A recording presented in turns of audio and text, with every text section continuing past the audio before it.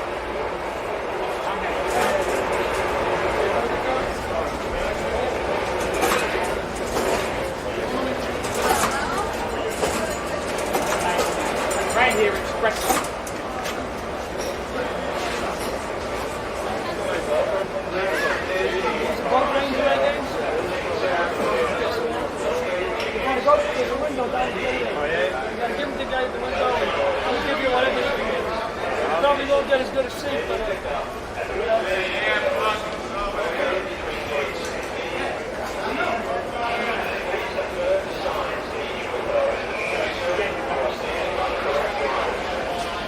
this way, Starc. All styles, right? 3 guys.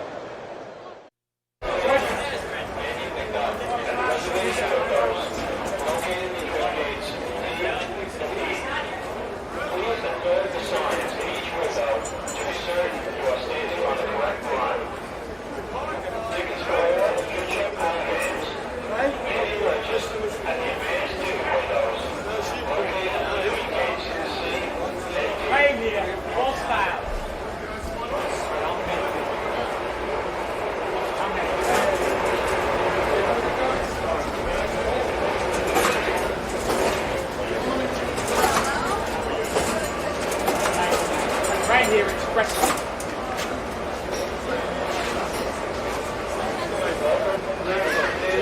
Both range away games? You want to go to the window down the gate. You got to give him the guy at the window. He'll give you whatever you can get. You probably won't get as good a seat, but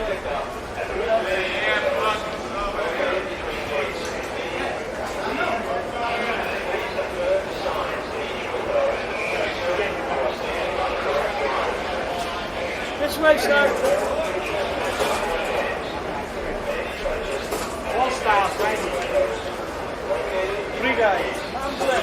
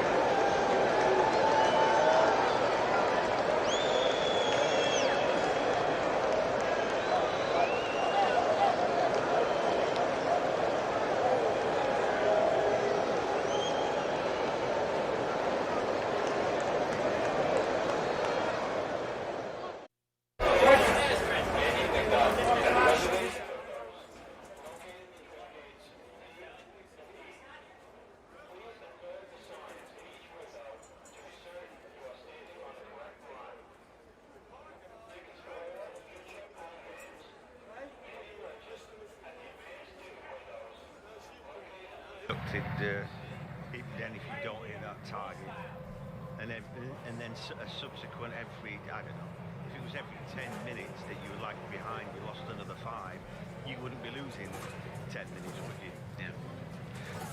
I don't know about you, but I've been commentating on games that have taken an hour and 3/4 to get through their overs. 20 overs. I mean, that's it. It shouldn't last that long, should it? No. Hetmyer smashes his next delivery to long off, and despite a diving attempt, the ball ricochets off the fielder and into the boundary board. And so we have a first boundary for some time for the West Indies. I like how Shimron Hetmyer's going. I hope I'm not jinxing him now. He started off slowly last time around and built it up, but I like the fact that he's not trying to chip it up in the air. He's trying to drill it along the ground. That was a bit of a savage misfield, really, wasn't it, when the fielder got there? Yeah, Hetmyer pulling this next delivery out to mid-wicket for a single. Yeah, and the boundary, the ball before, as you say, bit of a gaff in the field. Steve Smith it was, but he really did bludgeon it as well.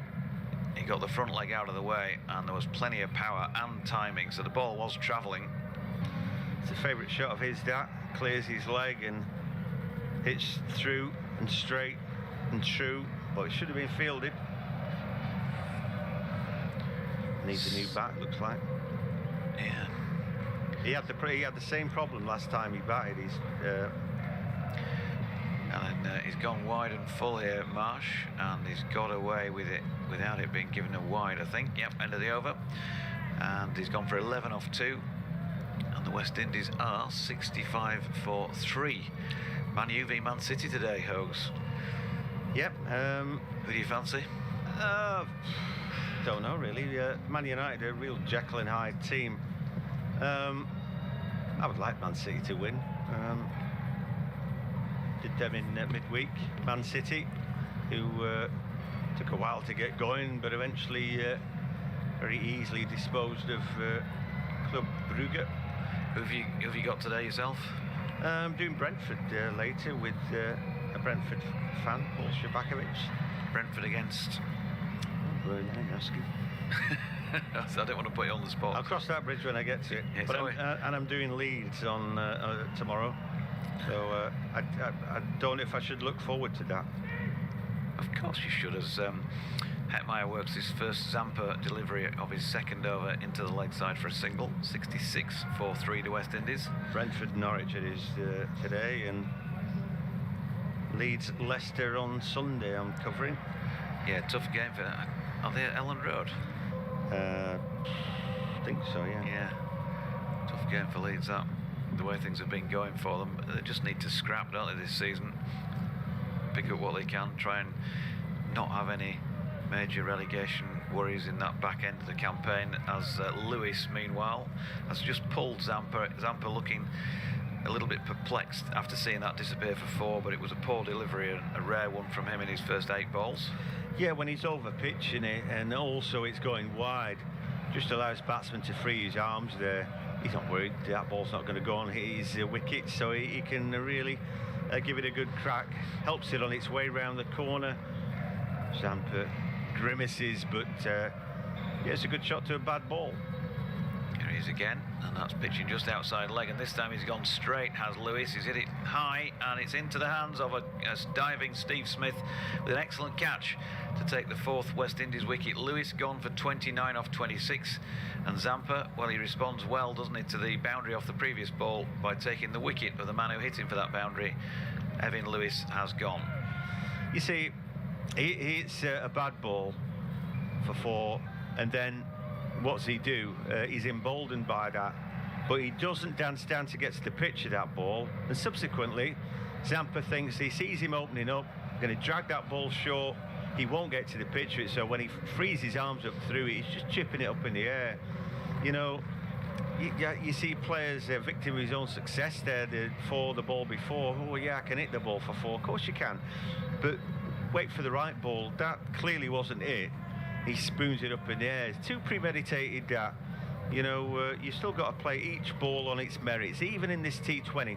Yeah, the back end, I think you can do a bit of the old dill scoops and, you know, be darting around in your crease, but that's just a bad shot to a fairly run-of-the-mill ball. Yep, and Zampa, maybe also key was that he just straightened it up slightly. It probably was pitching just about outside leg stump, but certainly wasn't as wide as the delivery of the ball before. I mean, it's a lazy technique that I'll just stand here and biff it rather than try dance to get to the pitch of the ball. Sometimes he dance down, he sees you coming, he pulls it even shorter, you end up, you know, clipping it, getting a single. But I think you'd take that rather than spooning it up in the air. It was a good catch by Smith in the end, wasn't it? Because he was making ground when he hit terra firma. It might have dislodged the ball. And then the other weird thing was that his sunglasses fell down and that tangled up with his hand as well. And you think, yeah, he might just have dropped that, but he held on pretty well. Yeah, good catch, I thought. It looks as though they're taking the extended break at this moment in time for drinks, with that wicket having fallen in the 10th or the end of the 9th, was it? Looking at the 9.3, so halfway through the 10th. So we've got more action for you this afternoon as well, folks. Rejoin, I think it's James Butler and myself for England against South Africa. England obviously favourites to win it, but won't want to take the Proteas lightly.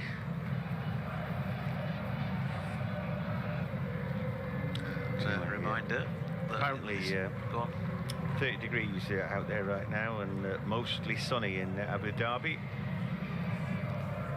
It certainly has looked sunny when we've had shots from the stadium. Reminder, if you just join us more recently, Australia won the toss here and stuck the West Indies in, and they have them at 70 for 4. A fairly fiery start from Chris Gayle and Evin Lewis, 20 off the second over of the day. There's been a few boundaries since, but they've been losing wickets steadily, and ultimately you feel that's probably going to cost them. But they've still got some power hitters to come, the likes of Andre Russell, Kieron Pollard, Dwayne Bravo on his day. Yeah, they want to give him a chance. Last time they threw it all away, and Hetmyer had to do it all himself, and they just left themselves too much to do. As they're giving away some of his gear there, Gayle. Yep, as they're back on, and Hetmyer gets a thickish outside edge to this next delivery from Zampa for a single. He looks like he's played his last innings, doesn't he? Chucking all his stuff away like that. He does, doesn't he? And that was the feel of when you saw the shots of him walking off, with his teammates giving him a hug. So Zampa has the most wickets in the tournament at the moment, with 11. And he's still got 2 left in this over. And here is Kieron Pollard, 64th in the ICC T20 international rankings, 34 years of age. And he's a big lad. When he hits it, he stays hit. But I'm not sure we'll see him try and cream any of these first 2 out of the park. It's not a terrible start in terms of run rate. He's got time to have a look at a couple, and he pushes a fairly full delivery up to long off first ball for a single. Yeah, this World Cup hasn't suited West Indies at all. Hetmyer plays a more sort of normal game, really. He's not looking to fling the ball over the top all the time. He plays properly. The other guys, I think, been some cameos and all that, but they've been disappointing. Zampa in again, and that's down the leg side, and Hetmyer loses his balance, and it's given as a leg side wide inevitably. I don't know why Zampa seems so bemused by that. Clearly a wide. So 1 for 8 off the over so far. He's going to have to try again, bowl a legitimate delivery, and this is about leg stump. There's an appeal for LBW. Richard Illingworth is not interested. Are they going to review? Timer's on. Well, not looking like they're going to review. Umpire went to signal its leg by, so he's not got any bit of bat on that, but it was missing. So yeah, just one to add on. Quite an expensive over that from Zampa. Yep, Aaron Finch not interested. So it is 74 for 4. Do you mind if I just leave you for a moment while I nip out, as it were? No, You do this next over. do what you need to do, mate. Anyway, leave it at that. It's been a reasonable start by West Indies, but they've shelled early wickets, and you've just felt shot selection hasn't been good. Australia bring back Mitchell Starc now. They would love to break the partnership, or at the very least get Hetmyer out of there. And we're going to see Starc bowling York, as I would fancy here. 74 for 4 after 10. The run rate then of 7.4, obviously. But anyway, will it be enough? Don't forget, West Indies kind of pop-gun attack at the minute. No great pace about them. I don't know about the new fella in. We'll take a look at him in a second. So that's Hayden Walsh Jr. He's a leg break googly bowler though. Next delivery, and that's drilled to a fielder by Hetmyer. So yeah, if we're looking for pace, we're not going to find it from Hayden Rashidi Walsh, 29 years of age, from the US Virgin Islands, St. Croix. He played for Barbados, St. Kitts and Nevis. He's played for the United States of America. Wowee. Anyway, right, here comes Starc then to Shimron Hetmyer. Full up and driven for a single. Yeah, I like Hetmyer. Just think he, he's more sort of David Milan type, really. Why take stupid risks when he can just keep nudging and nurdling? And he'll hit the odd bad ball for 6 or 4. Don't get me wrong. He's quite a strong fella now. Looks quite thick set round the middle, Shimron Hetmyer. He probably could do with losing a pound or two, but he's not that he was willowy when he first started off, but he's clearly put a bit of meat on the bone. Anyhow, Starc now to Kieron Pollard. Next delivery, and I think it slipped out of his hand. Clip leg side towards fielder in the deep. That's Marcus Stoinis throwing the ball in, and did they take 2 there? They should have done.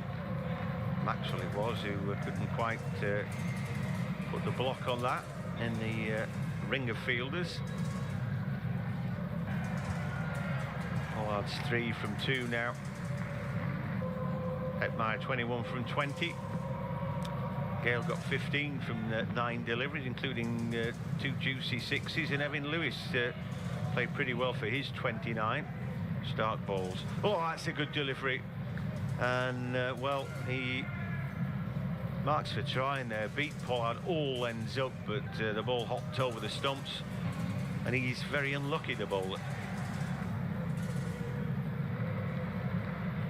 DRS time, it runs out. It looked good, but you're not going to get anything for it other than a dot. Let's take another look at it. He dragged his fingers across the ball. It was slower. It hit on the back leg. Maybe where it pitched was the problem. Might have been hopping over the stumps, but anyway. Starc balls this time, surely a leg side wide. And it is. It was a short ball, but he didn't get it straight. So it's 1 more to add to the tally, and he'll have to bowl that again. He's got 2 balls left of his over.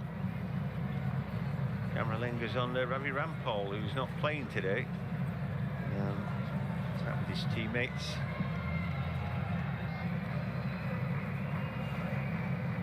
So 78 for 4. Next delivery, and it kind of drops out of the bowler's hand. I just think it's hot and sticky out there, and the ball slipped, but he only went for 1 there, clipped away. In fact, he'd leg buys it. So he got away with 1 there, really.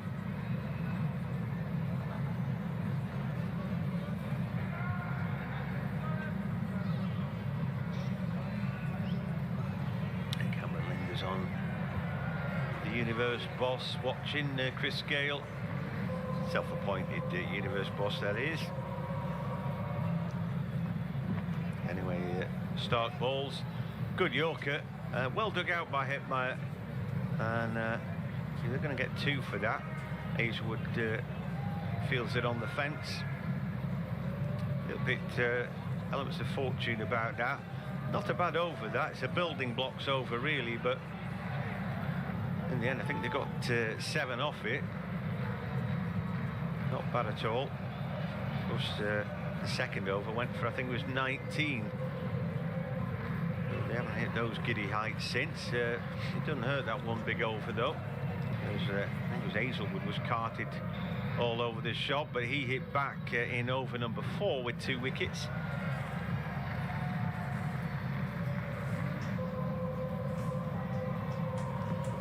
Hello. Hello, he's back. 81 for 4 then. They're clipping along relatively nicely at the minute. Where do you think they're going to end up? Suspect they're going to be 7 or 8 down, and which inevitably end up hampering the scoring rate and probably come out with something like 140-ish. Right, well, next delivery, I don't know if that was a chance for a catch for Zampa, but he looked to tip it over the post and then tried to catch it again. It was hit straight back to him, hit his fingers, went up in the air, and then he nearly catches it by the wicket. Oh dear. Pretty sure that was a chance from Pollard, but anyway, Zampa again to Kieron. Pollard waits for the ball, bit of French cricket as he flicks it off his legs through mid-wicket, and will take the single. We've seen pretty good performances from the spinners in the tournament.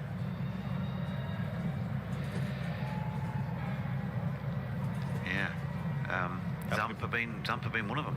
That would have been a brilliant catch when he made it.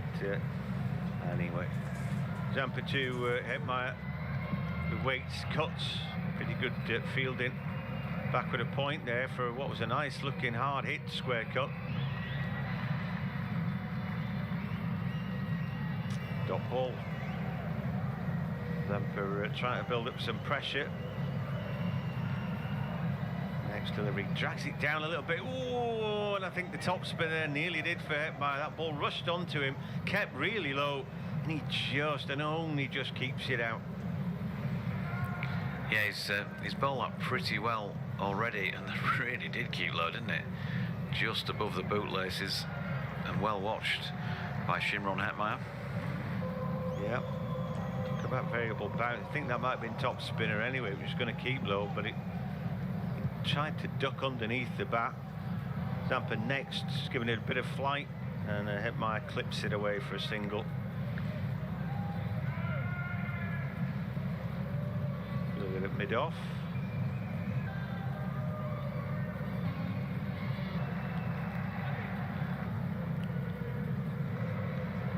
Look at Zampa's attempted catch again.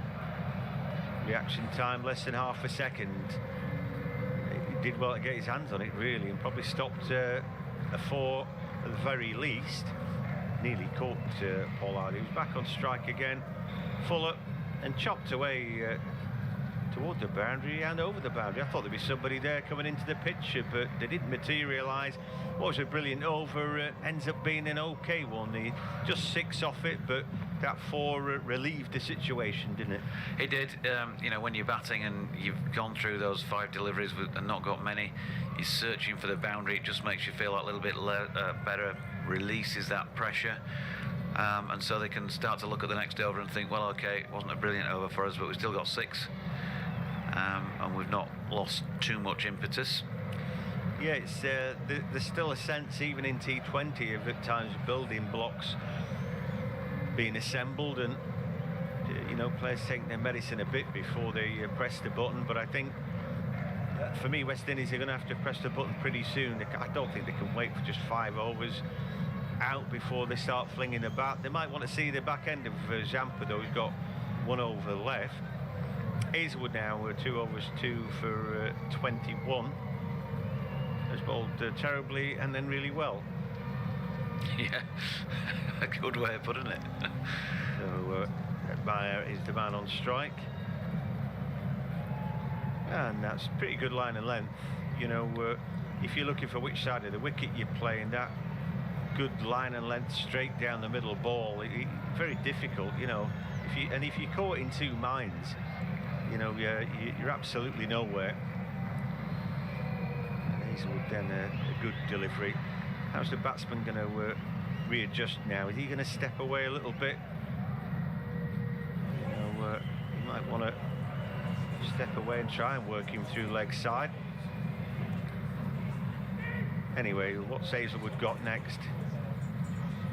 Well, a ball that's played off the top of his off stump, and it gathers a bit of pace nearly to the boundary, but Starc on the run around, and in the end that was sort of walked too, wasn't it?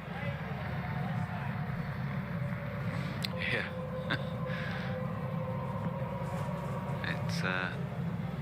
It's pretty hot out there, as you were saying, 30 degrees, and you'd probably want to be walking as many runs as you can do rather than expending too much energy. We've seen, I saw, who was it? One of the Kiwis the other day, Daryl Mitchell, I think it was. The sweat was just running out of his helmet.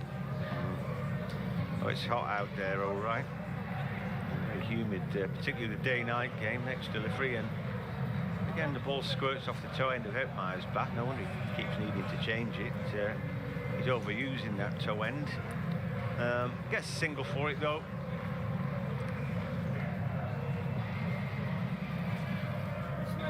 So just seen a few shots of the wickets so far. The Hazlewood wicket earlier on, where Roston Chase played an extraordinary shot, planted his foot straight down middle stump, threw his bat somewhere well wide of off stump, and the ball went through the yawning gap in between and hit the off stump.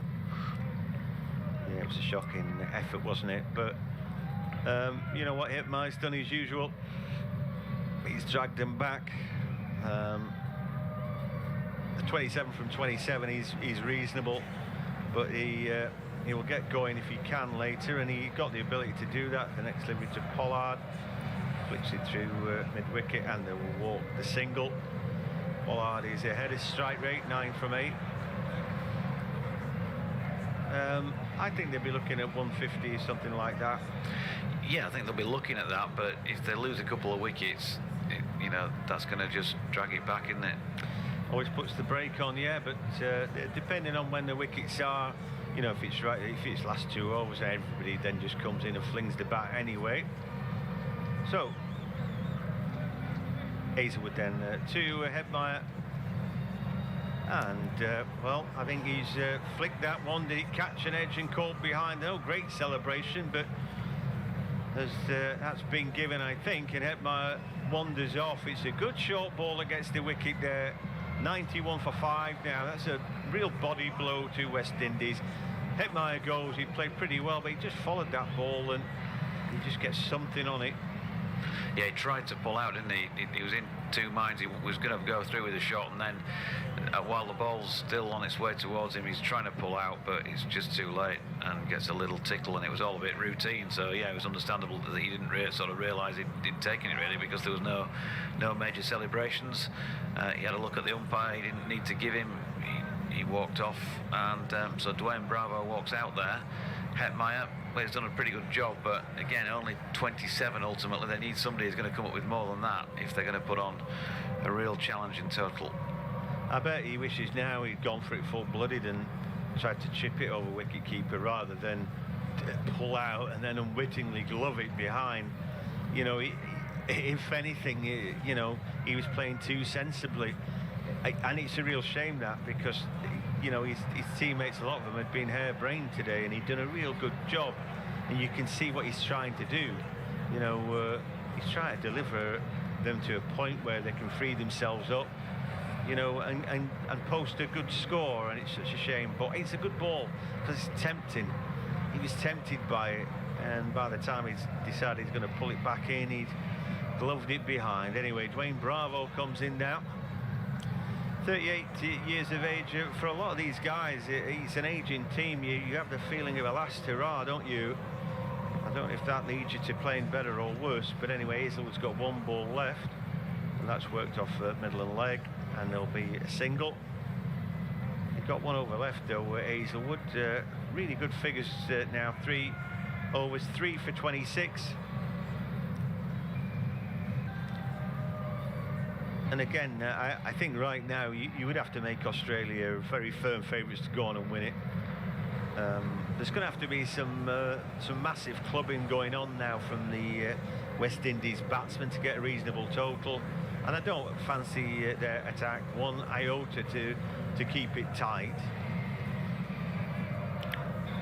No. I think the balance of the game is very firmly favouring Australia. And I was saying when they were 4 down, West Indies will probably lose a few more wickets. They'll be 7 or 8 down. Well, they're well on the way to that with 7 overs still left, and the need to, you know, when you don't know what you need, temptation is to go after 1 or 2 more balls than perhaps you need to do as well. Yep. It's almost like an invisible scoreboard pressure, isn't it? Zampa balls Fuller, and Bravo just dabs a bat at that to cover any possible spin.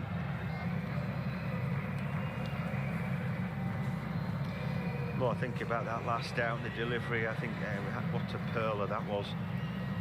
Next effort from Bravo's sort of inside-out shot. He caressed it through the offside, and he will get the single that's on offer. You see, I'm the other way. My opinion on that is that that's an innocuous bouncer that he didn't need to play at, or he needs to get better technique and pull it out of the ground, to be honest with you. I like the ball. I just think it's a really good slow ball bouncer. Yeah, you might want to have a go at this. And of course, when you bowl a short ball and it's straight down the middle, also it's such a tempter. You can't really leave it. You think anytime you see something short, you think, well, I could have a go at that. Anyway, Zampa balls. That's a good ball. Rushes on to Pollard's bat, who's happy just to block that one out. Yeah, I think it's a good ball. That. I know what you mean, though. One man's good, clever, intelligent ball is another man's poor ball that he's got away with murder and scraped a glove. But anyway, I guess my glass is half full. Next delivery. Just tickle through to, that makes a change. Yeah. Oh yeah. Well, a big night last night. For no other reason than it was Friday night. Obviously bonfire night, but we've got a cat who's terrified, so she was wedged between us last night, this next delivery, and think about a single it's not on. And somebody said, oh, you want to try Classic FM? They've got music for cats and dogs on firework night. Nice soothing music. And we usually just watch the telly, but we decided to do this. So we had a great night last night. Next delivery, and just pushed out, but there's no run there. Cat was nice and calm, and yeah, we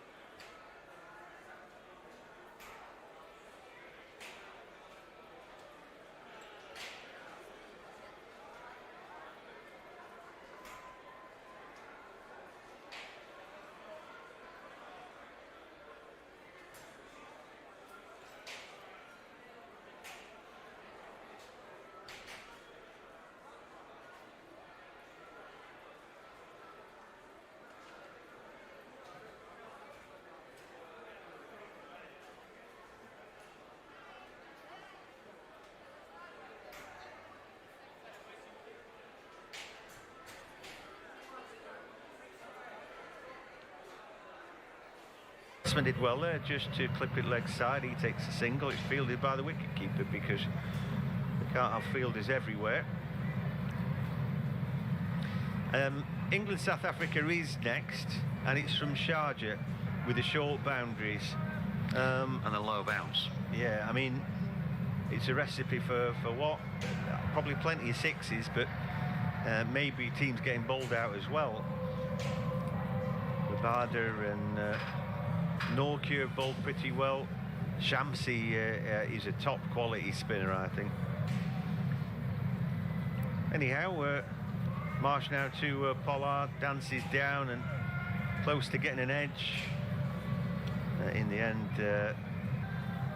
Well, I don't know what the umpire's signalling there. I think Pollard was asking for a wide, and the umpire was signalling that it wasn't. Well, it didn't look like a wide to me. Anyway, it's a dot ball. Marsh ball in interesting line and length with his military medium. Hard to get away. Next delivery. And it's hit straight to the cover fielder. Yeah, David Warner. Yeah, it's a good shot for none. Struck it well. If you notice, he's batting a good sort of 6 inches out of his crease. Trying to take it a bit earlier. Score predictor says 149. We reckon Bully a couple of wickets might put the brake on. Marsh balls, and this time worked through leg side. They'll come back for two.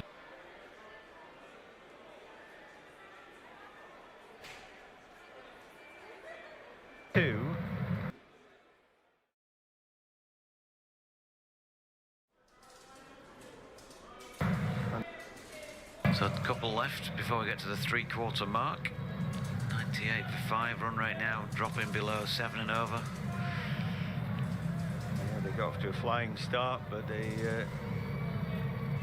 I think emboldened by that quick start, then started shelling wickets, and ever since then it's been an ever dwindling return. And now Marsh, next delivery, and he nearly kills his teammate there, who diving out of the way, and he's left his bat. Oh dear. Yeah, life flashed in front of him there, didn't it? Yeah, he clothed it, didn't he? He was trying to. It was a bit slower than he thought, so he ended up pulling it to the onside rather than hitting it through the offside. And Dwayne Bravo taking evasive action. And he nearly killed the umpire with his bat. He throws his bat right up in the air. Who was it the other day who nearly chucked his bat onto the wicket? It was so funny to watch. Anyway, Marsh to finish the over. It's been a pretty good over. West Indies closing in on 3 figures now, 99 for 5. Next ball, and it's hit into the ground, fielded by the ball. There's some good bowling that by Marsh. You know, fine margins when you're just military medium, but clever stuff from him. And another dot ball. We are 3/4 of the way through. They're on 99. They could get to 150. I mean, that will give them a chance. I just don't see it for them, to be honest, though. No, it's not feeling like that. You'd have thought by this stage you'd want to be, if you're going to really put a score on that's going to ask serious questions, 120, something like that. 15, 20 runs more anyway than they've got with 5 overs left. You know, if they got 10 and over now, which they've been struggling to do, then just shy of 150. Mitchell Starc coming back into the attack. He's bowled 2 overs for 9 so far. Bravo 2 off 6. Pollard going at 1 a ball for his 15. They're having a chat and a reset, probably setting some last 5 over goals. 15 overs have been bowled in 1 hour and 17 minutes. So by comparison to when T20 cricket started in this country, in England, about 20 years ago, whatever it was, innings were finished by now. This just shows you that they're 5 overs behind. 5 overs out of just 15. Out of just 20, I should say, as this first start delivery of the over is pushed to Smith at mid-off. Get a single, so 100 up for West Indies. Yeah, it is what it is, that. They first 50 came in 34 balls, the second 59. They've slowed up appreciably, but obviously a bit more difficult outside power play. But they need to start heaving the ball over the rope now and doing something, because they're just going to lose miserably here if they don't. 2 men out on the leg side are at long on and Cowshot corner. Will Bravo be going in that direction to the left arm over pace of Starc. Now he's gone with a push into the covers here. They've got one, the throw came in, and now then could be a run out. Bravo sent back on an attempt at the second by Pollard, but he's turned around and managed to recover his ground. Sent back just in time. He nearly committed to that second. It would have been clear and obvious run out there. Yeah, the first throw-in wasn't particularly good, was it? But and then the second one, Cummins, he was trying to knock it onto the stumps, I think, deliberately, and it and missed. Not Cummins, Starc, I should say. yeah, and he just took the bails off with his hand, didn't he? You get nothing for that. Mitchell Starc, of course, another former Yorkshire player. Comes involved here. Aaron Finch out there on the field as well, the Aussie skipper. Meanwhile, Pollard on strike, 16 off as many balls. Starc bowling to him. Pitches outside leg, and he works it off his tiptoes, backward of square leg for a single. Yeah, you know, for me, there's still a shadow over this Australia team. I mean, they're pretty much the test team, aren't they, playing T20 cricket? I wonder if we're ever really going to find out what happened. Cameron Bancroft has probably been told to keep his gob shut forever now about the incident, but, you know, if ever those players do an interview, you wanted to ask them straight and look them in the eye. You know, I don't think we've got to the bottom of it, and a shadow hangs over them because of it. We have dot ball from Starc across the face of Bravo. It's a good delivery. Yeah, you know, culture, it's in Australia's psyche, isn't it? You don't dob anybody in and all that. It's childish. You know, if there's wrongdoing, you've got to make account for it and sort it out. You know, they were players scapegoated at the time of taking their medicine, but I don't believe that we've had the full story. Now here comes Starc again, 2 left in the 16th. He's in and bowling to Bravo, and that's a nicely played shot by Bravo. He's lofted that over extra cover for 6. Nice big hit. Sometimes when you look at it, foreshortening means you think, well, did he slice that?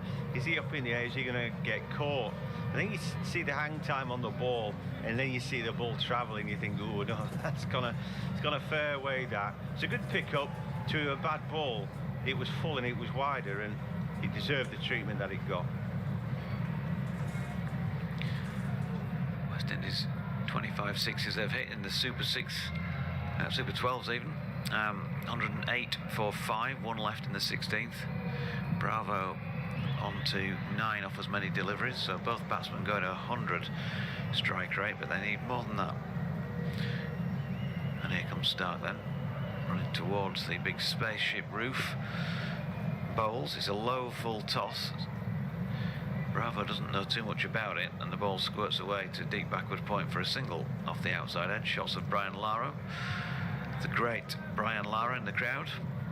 109 for 5 at the end of the 16th, and 10 off that Starc over. Yep. There he is, Brian Lara. A very attractive lady sat next to him.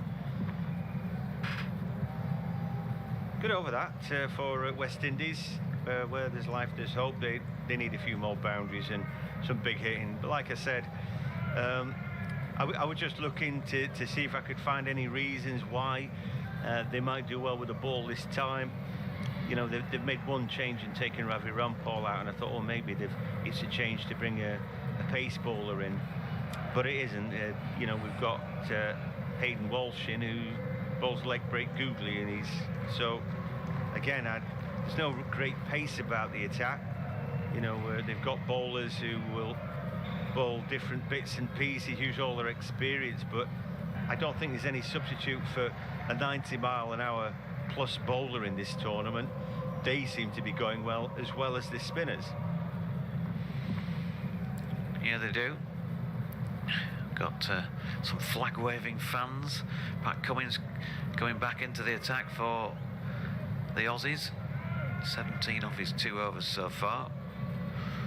So it looks like he's going to be doing these 2 death overs from this particular end, as his first delivery to Bravo would have been in wide. It was miles away down leg side, but the West Indian batsman had stepped away to leg to create a bit of space, and the ball wrapped him on the pad and cannoned off him for a leg bite.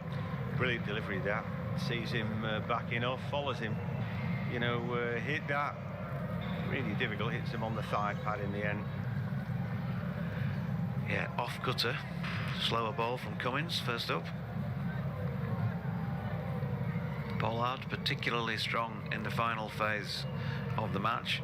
His strike rate rockets from 100 in the power play overs to 124 in the middle, and then 187.1 in the last few overs of a match.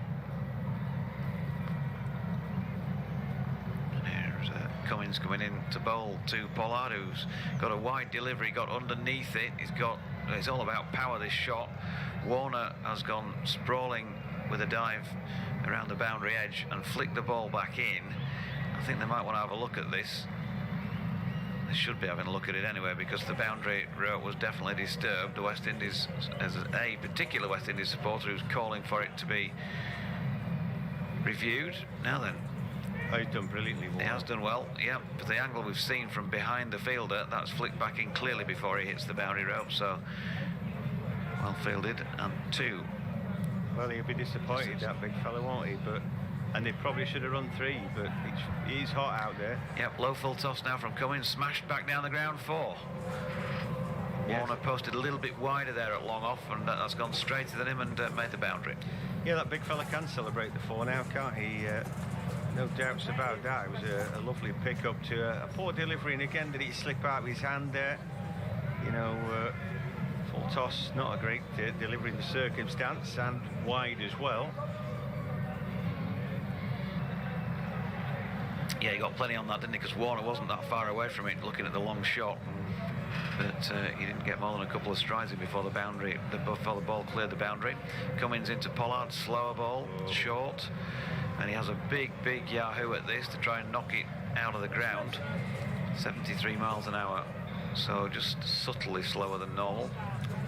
Yeah, and another off cutter, wasn't it? Yeah, well, I mean, so he's not one of those who's bowling it out the back of his hand. It's more obvious to see.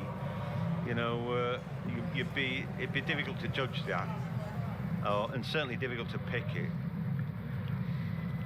Yeah, 116 for 5, Pollard 23, Bravo 10. Current run rate, they're going to finish with 139 on the projected scores at 9 and over, 146. Cummins in. Short ball pulled by Pollard. It's gone a long way up in the air. Is there a fielder underneath it? No. In fact, there is the boundary board underneath it, more or less. It's gone over just over the advertising hoardings and picked up 6. Yeah, I think they can get that 150, maybe even north of that. You know, if they have a right good go now and they've got some big strong fellas, then you never know. If they did something like 160 to 170, it'd really make a game of it, I fancy.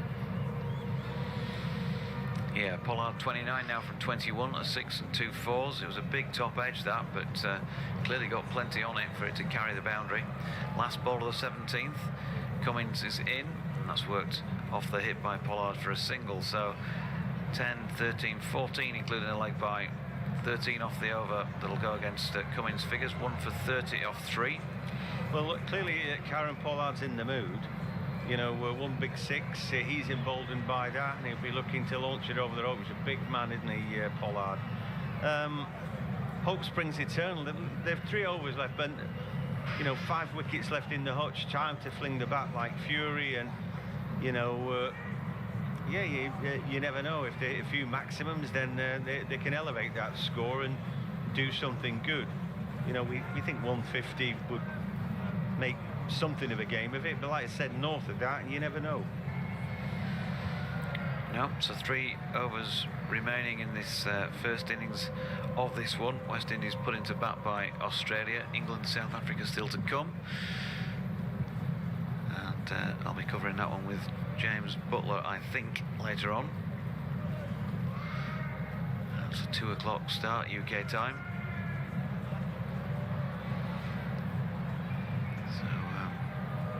Plenty more good stuff to come today. Hope's off to cover a bit of football.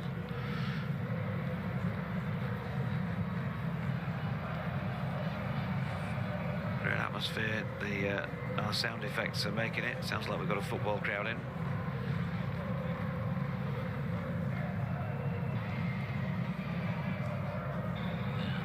For some reason we have an extended break here between overs.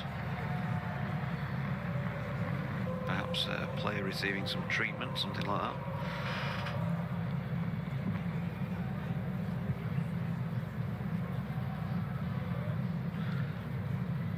A little bit in the dark, but 125 for 5 is the score. Pollard 32, Bravo 10. Hazlewood has 3 for 28. Television still gone to an advert break. Right then, his first delivery went for 2. I'll take it from here then if you're having technical problems. This next delivery and clip through leg side toward cow corner, but there is a man there, so they'll walk the single. So I don't know which channel you're watching. If you're on channel 5, you should be getting the pictures that I'm getting. Anyway, channel 5. Yep. Just whatever it came up when I turned it on. Go for channel 5. Just got a Sky related advert. I've got it on channel 5 now. Thank you very much. Right, there we go. Tip off. So 126 for 5. Oh, what was going on there? It was a long advert break. It's Hazlewood, 2 and 1 off the first 2 deliveries. And he comes bowling to Bravo, who's heaved this one straight back over the bowler's head, and he's been caught by David Warner. Good catch as well, coming round from long on. That's really good fielding, actually. He goes for the catch. See who's behind him.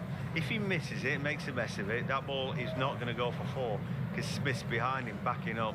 That's really good fielding, that, by Australia. Anyway, the end of Bravo, and I think that's the last we're going to see of him as well. He gets a hug, and yeah, he going to retire and gets a pat on the back. And they're giving him a good send-off out of the Australia. Well done, DJ Bravo. He's had a good career, hasn't he? And he trudges off. And like Gayle, I think that he's going to be the last that we'll see of him. Yep, getting a round of applause from Kieron Pollard in the middle, and a hug from Andre Russell, who's the incoming West Indies batter. What a career Dwayne John Bravo's had, 38 years of age. And if you look at the list of his teams, it would take about 5 minutes to take you through the teams he's played for. Melbourne Stars, Middlesex, Surrey, Trinidad and Tobago, Kent, Essex, Dhaka Dynamite, Chennai Super Kings. You get it. He's had a great career, and he's been here, there and everywhere. And you know, as a sportsman, you look at his career and think it's the kind of career that you would want. You go, you play lots of different countries, you meet lots of different people, you have a long career, you know, yeah, Johnny's played really well, and being a good player for West Indies, and he waves to the crowd as he disappears down the tunnel. Yep, and Hazlewood's in, and that's flicked into the leg side by Andre Russell, by Kieron Pollard, I should say. First ball following the wicket, and it picks up 4. No fielder within QE, so 1 wicket and 7 runs off the 4 balls of Hazlewood's over so far. That was pretty quick, 87 miles per hour. Just looking back at the wicket though, and Bravo gave it the big heave. Looked like he'd just held it back slightly, and he got right underneath the shot, didn't he, and leave it in the air. As you say, good catch by David Warner. That's the end of the international batting career of Dwayne Bravo by the looks of things. Kisses his hand and acknowledges the skies. Hazlewood in, and he's let that one go. That's come out of his hand in a way that he didn't want. Wide signal by Richard Illingworth. Yeah, got a wicket at the over, but he has cost 8 runs, and there's still 2 balls left. Pollard looks like he's in a mood. 37 from 25. He's clipping along pretty nicely, and like I said, he's a big, strong fella, and he'll want to catch up to one of these 2 remaining balls of the over.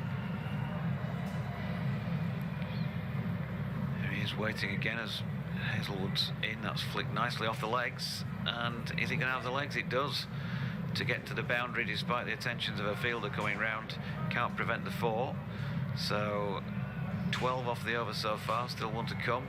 Nicely played shot. Pollard goes into the 40s.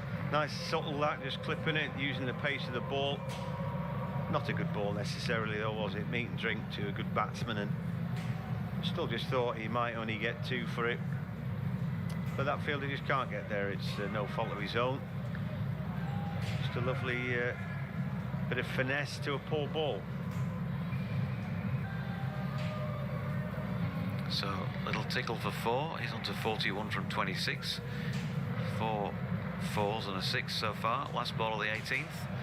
Hazlewood's in, and this one more the bludgeon downfield by Pollard. Only going to get it as far as Warner at long on for a single. So 42 off 27. He's kept the strike though as they go into the penultimate over. Hazlewood 4 for 39 off his 4. Yeah, and 136 for 6 with Pollard on strike. You're thinking they're giving themselves a chance to reach that 150.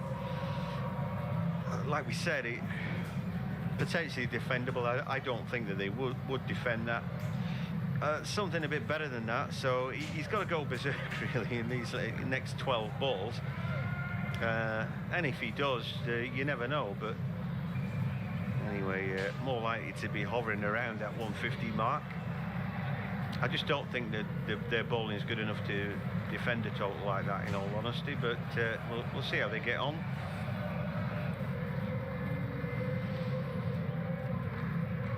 Yep, they need a fair few more at this moment in time if they're going to put some real pressure on the Aussie batting lineup. Here's Cummins for the penultimate over then. Flicked nicely off his legs. He was going leg side. And he's got that away for 1, Kieron Pollard. So Andre Russell about to face his first delivery. Yeah, again, Dre Russell's a long bat handler. He can hit the ball hard. He's usually a pretty good strike rate, isn't he, when he's batting? Averaging 27 in 1 days. T20 19. It's still not bad. A strike rate of 154.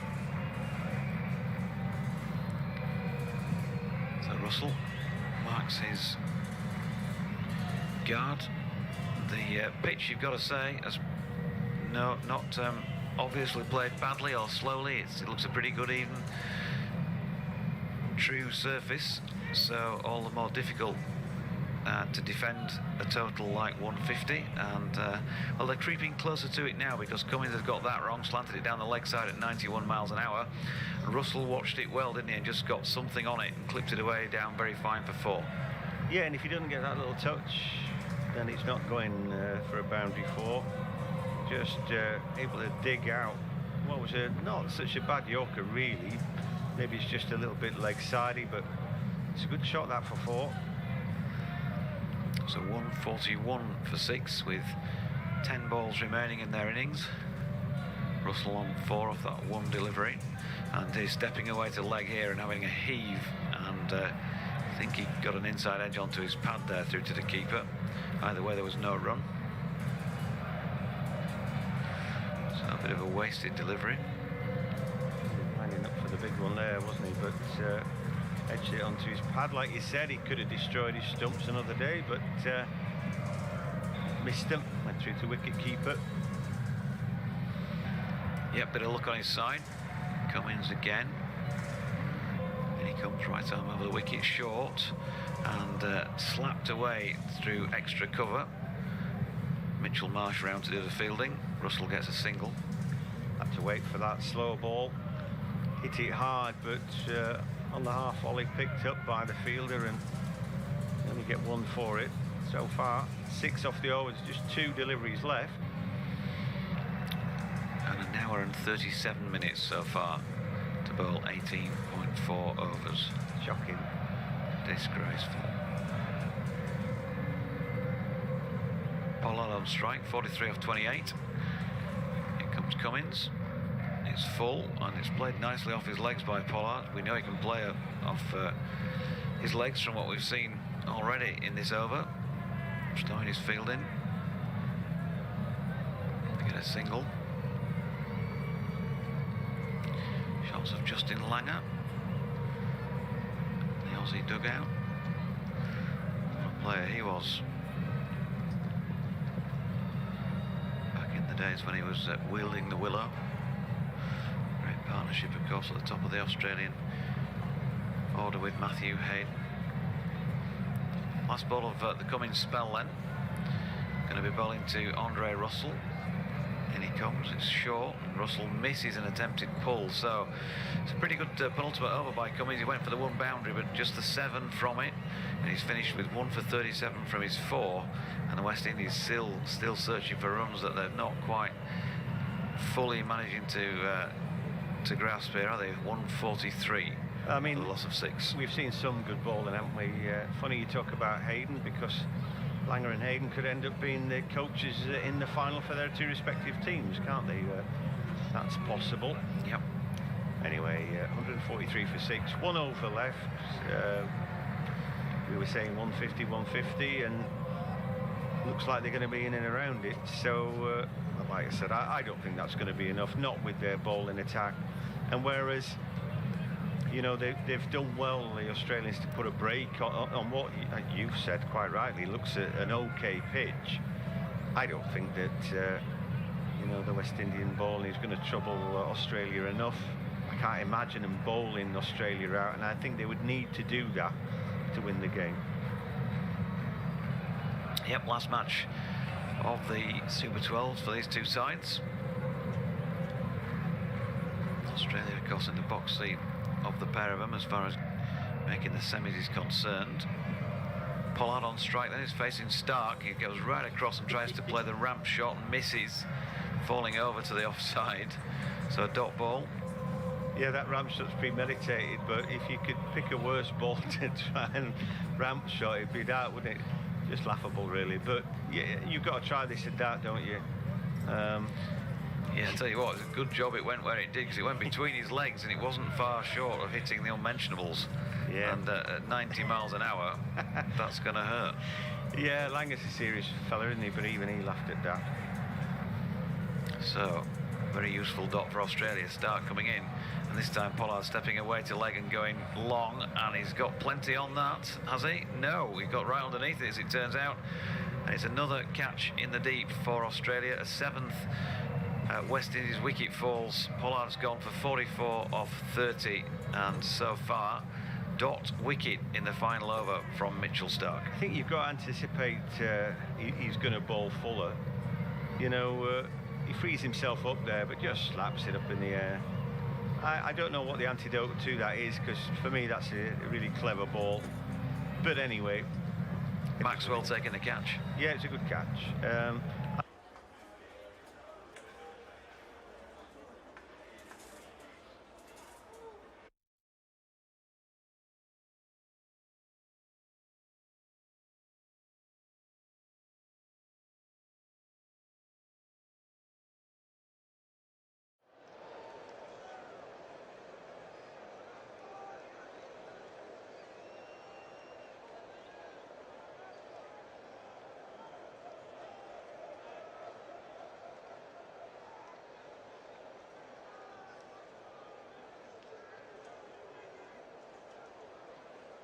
Going to go to the non-striking end.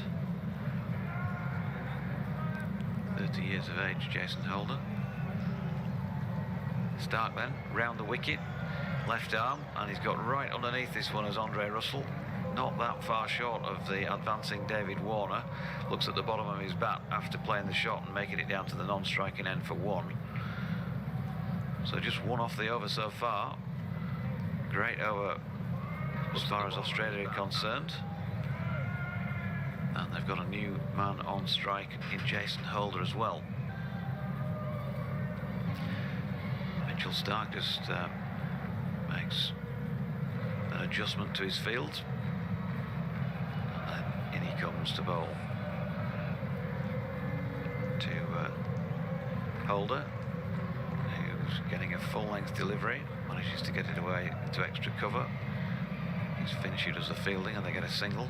Yeah, he's bowling his York as well, isn't he? And just tucking the batsman up for room. You know, it's good bowling this from Starc, and at one point he probably was the best bowler in the world, wasn't he? But not doing too badly in the tournament. 1 for 2 in the over, 1 for 21 in total.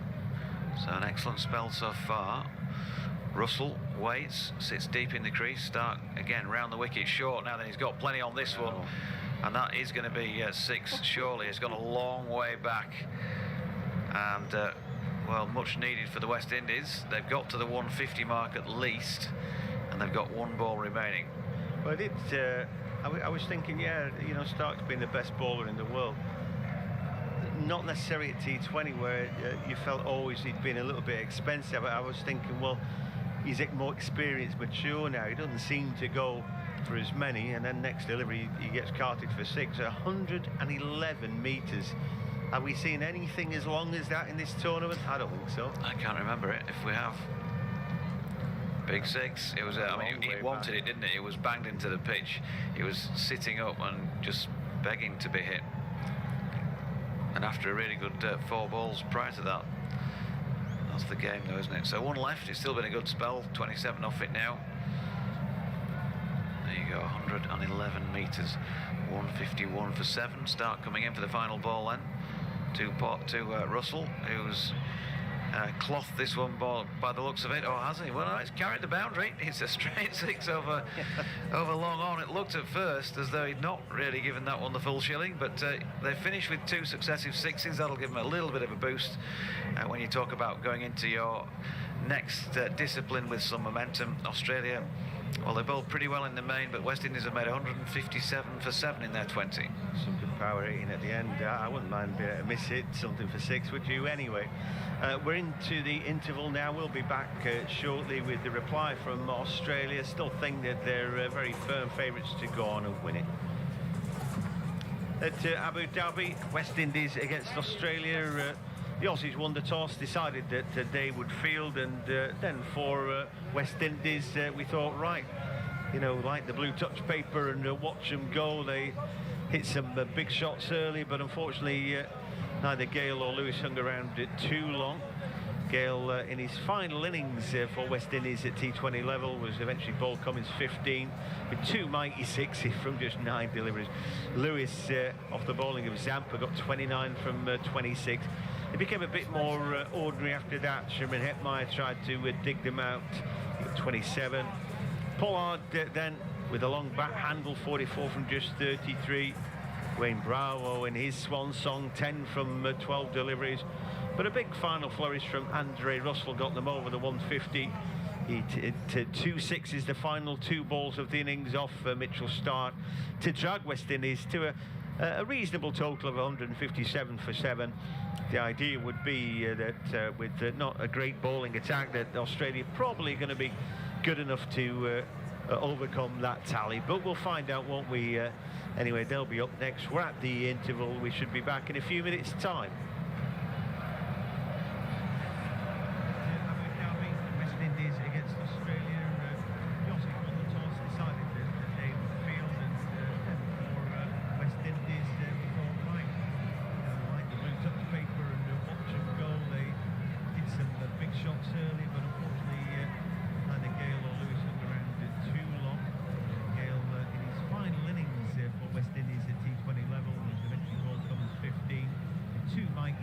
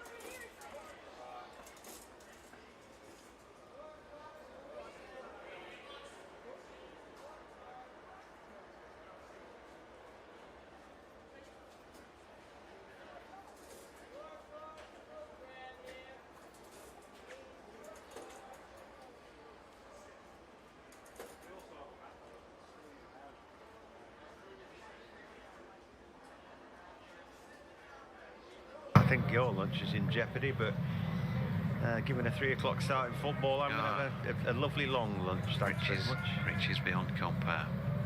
Might even find my way down to McDonald's. Healthy eating as well, and Hosein in again.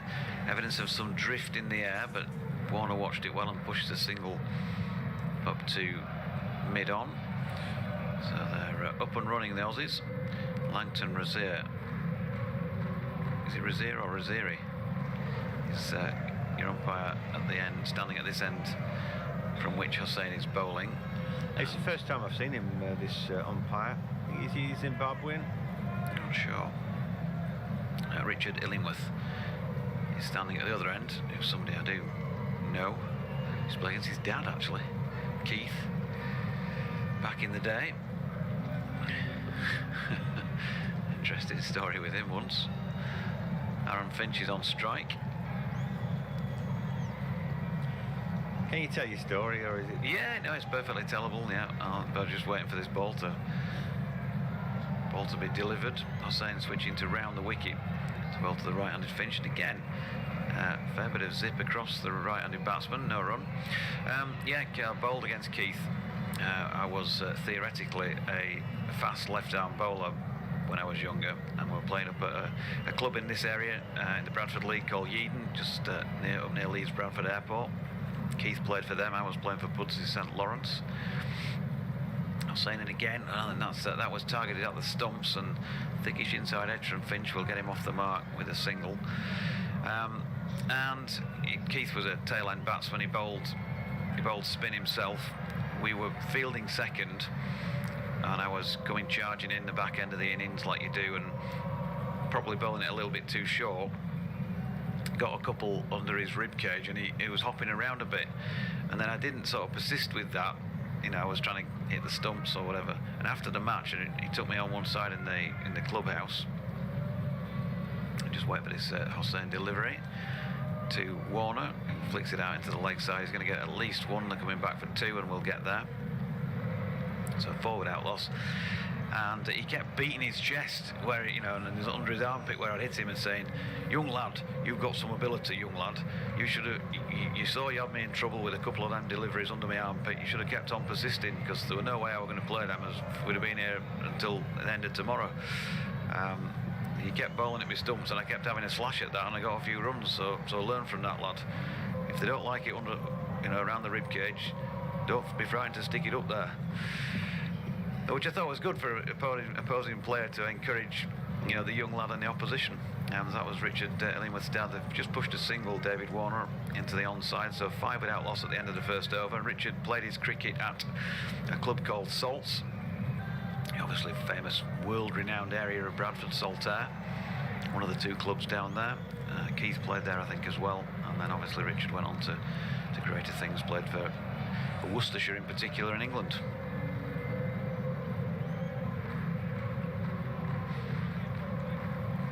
Yes, that's it. Sometimes you found a winning formula, don't step off it. Yeah, he was, and he said it to me, more than once. He'd sort of remind me if I saw him on the circuit again. In latter years, as these coincidences have it, he ended up, him and his wife, watching a lot of cricket with my parents at the side of cricket grounds. They became, pretty good friends. But didn't really know him at the time. So 5 without loss, Australia. Warner 4 from as many deliveries. Finch 1 from 2. Both very talented players in this form of the game. Roston Chase is going to bowl over number 2. And his first delivery sees Warner step away to leg, but can't get it past extra cover. Roston Chase, I always look at his, wish I was as slim as him. Great physique. When you get to our age, Hogs, yes, I am bracketing you in that department. Not that easy to shed the pounds, is it, anymore?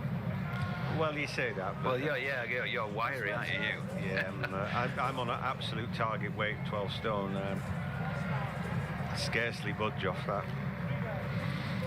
Here's Chase, meanwhile, right arm round. Warner treats this with the respect it deserves. Good, straight, full-length delivery, pushed back to the bowler. My only problem really is that I think gravity's working on me. It seems to be making me round-shouldered and somehow giving me a beer belly. In comes chase. That's cut nicely by Warner, stepping away to leg, opens up the offside, gets it away through extra cover for 4 runs. Time catches up with you, doesn't it? As both Chris Gayle and DJ Bravo found today. I mean, it's not necessarily, it's not one of those which is a young man's sport, is it? Because we've seen great teenagers out there playing, and then you can be in your 40s and still crack on. I think even Butler's a bit of an elder statesman in that England team now, but he's had a good tournament. Yeah, chasing to Warner. I think played it into his pad, but it goes out into the offside and picks up a single. He's 9 now. Finch 1, 10 without loss after 10 deliveries.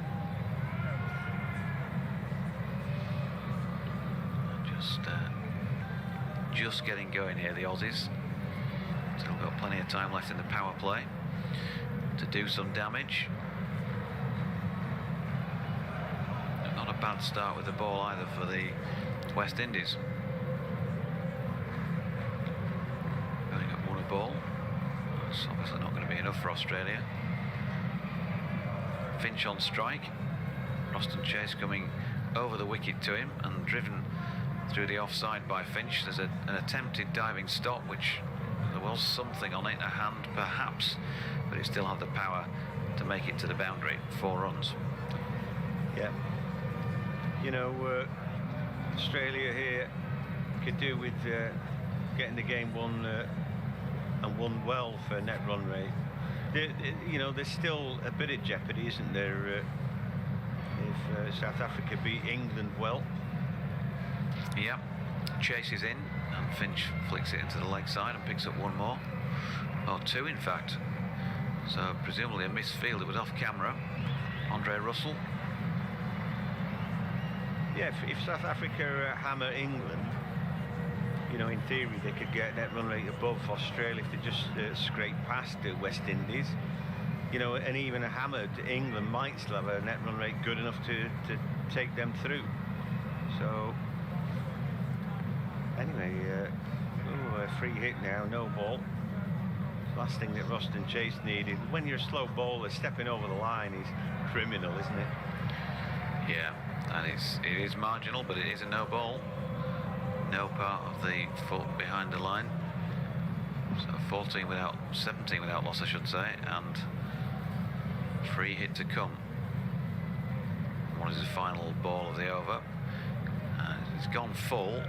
Finch has got it away out towards Cowshot corner, and they're going to just settle for the 1. So a bit of damage limitation by Chase, who's gone for 13 off his first over, and Australia are now 18 without loss after 2. Yeah, they've gone along nicely as long as they don't shell wickets. So the bowling had been okay so far. I thought Hosein's over was good, but they've got to threaten and they've got to take wickets. You know, wickets put the brake on, they make life more difficult. But if Australia get through power play, and even if they're a little bit behind with no wickets down, they're just in good shape later on to fling the bat. You know, I think the bowling for West Indies has just not been good enough. You know, you've got to have those gun bowlers who are going to take wickets early doors for you. Yeah. Aussies, 6 points from their 4 matches so far, are 2 behind England, who of course are unbeaten, 1 all 4. South Africa level on points with the Aussies, but an inferior net run rate. And it's going to be Jason Holder, the tall, lean Jason Holder, 30 years of age. Right arm over, bowling from wide of the crease, and Finch goes after this first delivery but can't get it past. I think it was Bravo at mid-off. I mean, Holder's a really good test match player, isn't he?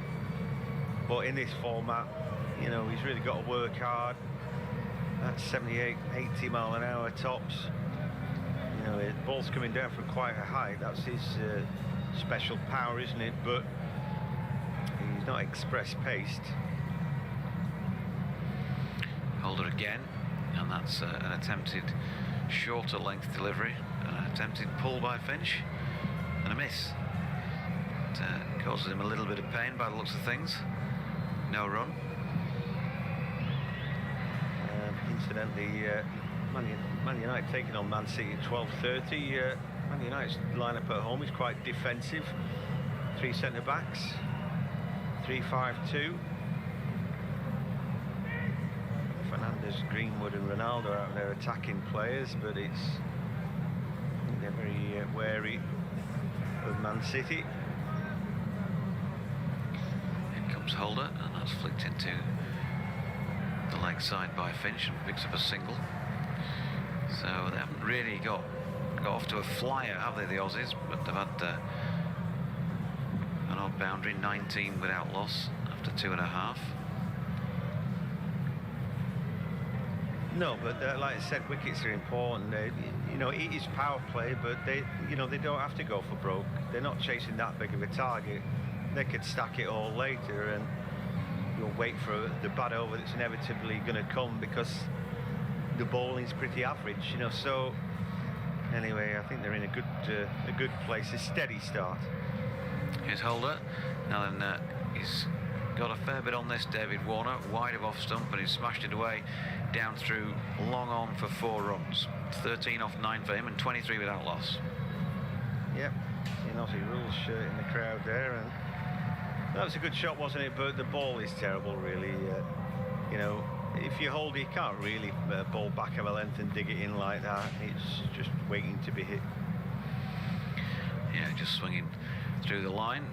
Warner, who's now tickling this next one just wide of the diving Pooran, and he's bisected the gap between the keeper and the man who's up inside the circle at short third man, and picks up 4 more. So successive boundaries now for Australia, and of course typical, having said that they've not really properly got going yet, they get 2 boundaries in a row. Again, he's got a lot of time to think where he's putting that. It is a risk when you're chopping it behind the wicket keeper, but I think one well worth taking, really. To be honest, it's a little bit too close to the bat handle to be comfortable, that. And as you know, short balls go, the straighter the better. It wasn't that bad of a ball to be hit for 4. No. Just a subtle touch from Warner. Justin Langer gives it some applause, and in fact he's hit a 6 now. Did we actually see the shot? Yeah, we did. Yeah, what a shot that is. Again, Holder's digging it in. Go on, have a go at that. All right, then. I mean, it's rubbish bowling, that. I'm a big fan of Holder, but he can't bowl like that. No, not to this fella. It's a recipe for failure, that is. Very poor delivery. So 33 without loss after 3. Things have changed quite quickly. 15 off that over from Jason Holder. Warner now on to 23 from 11. Finch 9 from 8. Well, they bring Hosein back in, who had threatened. That first over was good, I thought. Ball will get increasingly soft if they're going to keep lambing it all over. But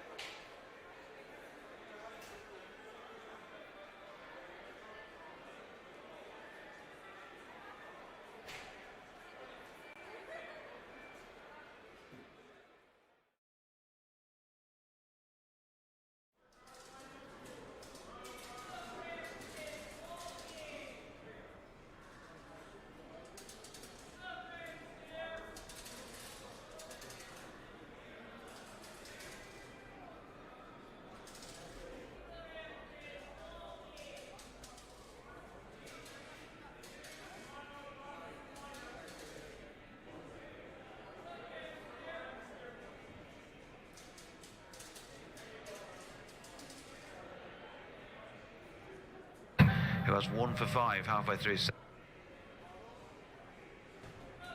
He's bowling at the wicket, he's rushing the delivery through, he's tying him up. He wants to run that down to third man, but he plays right over the top of it and he edges it onto his stumps. But that ball's not spinning, so how come he got done by that? For me, it's because the length is right. He's not taking a stride to get there to negate that. He's not trying to chop it right off the top of his stump, playing off the back foot right off the top of the stumps. He's somewhere in between, and when you're somewhere in between against a decent spin bowler, I think you're in trouble. But yeah, it's a poor shot selection to a reasonable ball. But anyway, he's out. He is. Got plenty of time to go and think about that from a technical perspective as we wait the resumption of play, with Australia 33 for 1, needing a further 125 to win from 99 deliveries. Reminder, England against South Africa coming up. James Butler and myself a little bit later, but Mitch Marsh has arrived in the middle, 30 years of age, 26th in the international T20 rankings with the bat, right-handed. 27 he scored in his 3 appearances in this World Cup so far, so I want to improve on that. Best of 16 not out. Here's Hosein. Again, drift in towards the right-hander, who watches it well and pushes it deep into the offside for a single. You've seen another replay of Finch's dismissal. That in drift is probably the thing ultimately that's done for him. He got an inside edge onto his stumps.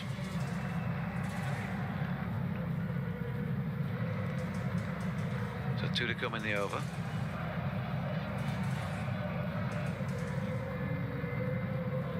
Yeah, another delay between deliveries.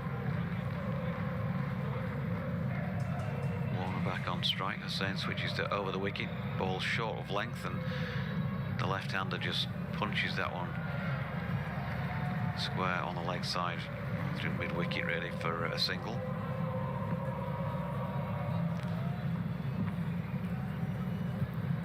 .35 for 1.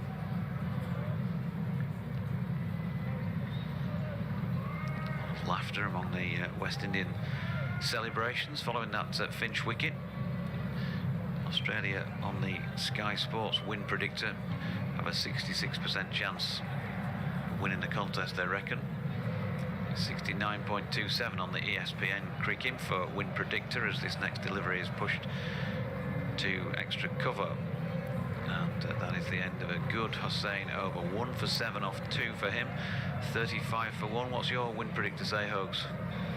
I've probably got Australia about 80%.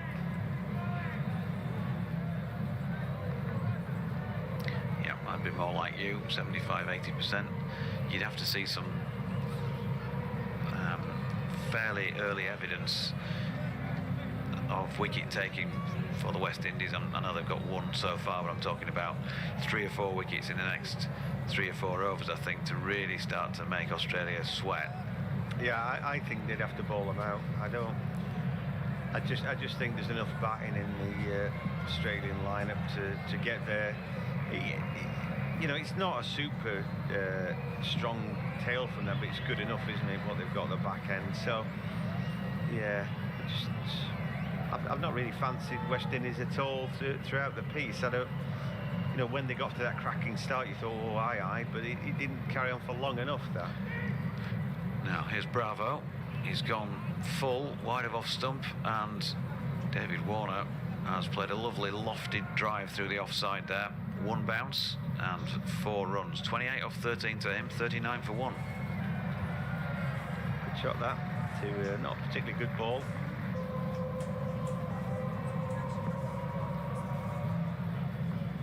Nicely played. Right up there in the slot. So 4 off the first ball that Dwayne Bravo has bowled. And Of course, immediately that puts the pressure on the bowler. What's he got now? How can he come back from that?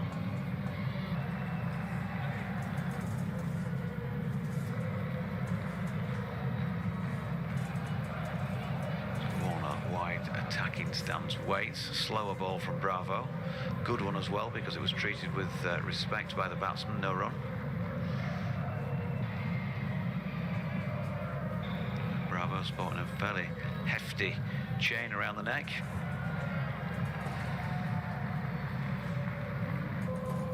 Never been one for wearing jewellery, I've got to say, Hogs, and I always wonder what it feels like when you're running in and you've got something bouncing up and down around your neck.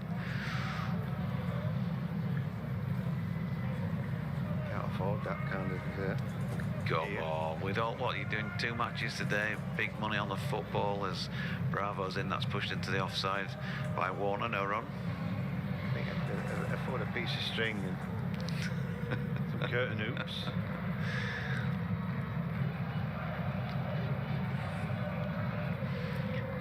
.39 for 1, halfway through the 5th over. Warner going along pretty well. Strike rate of 186.66, a 6 and 4 fours off his bat from his first 15 deliveries.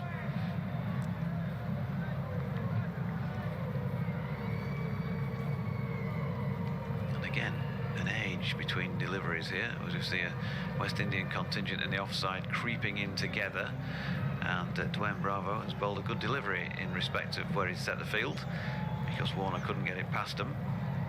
So 4 first ball is redressed the balance with 3 successive dots, but he's still got 2 balls left in the over. He's got the most wickets in T20s, 553.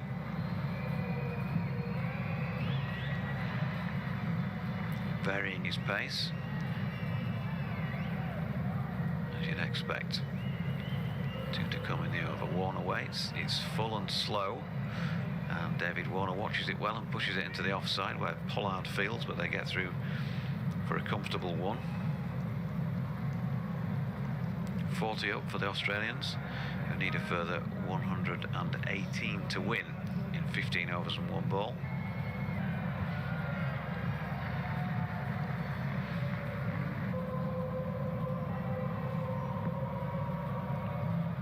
Bit of gardening from Marsh, bit of fun for the kids at the side of the ground as well. I'll pile on, mate, and yeah, you wouldn't want to be at the bottom of that, would you?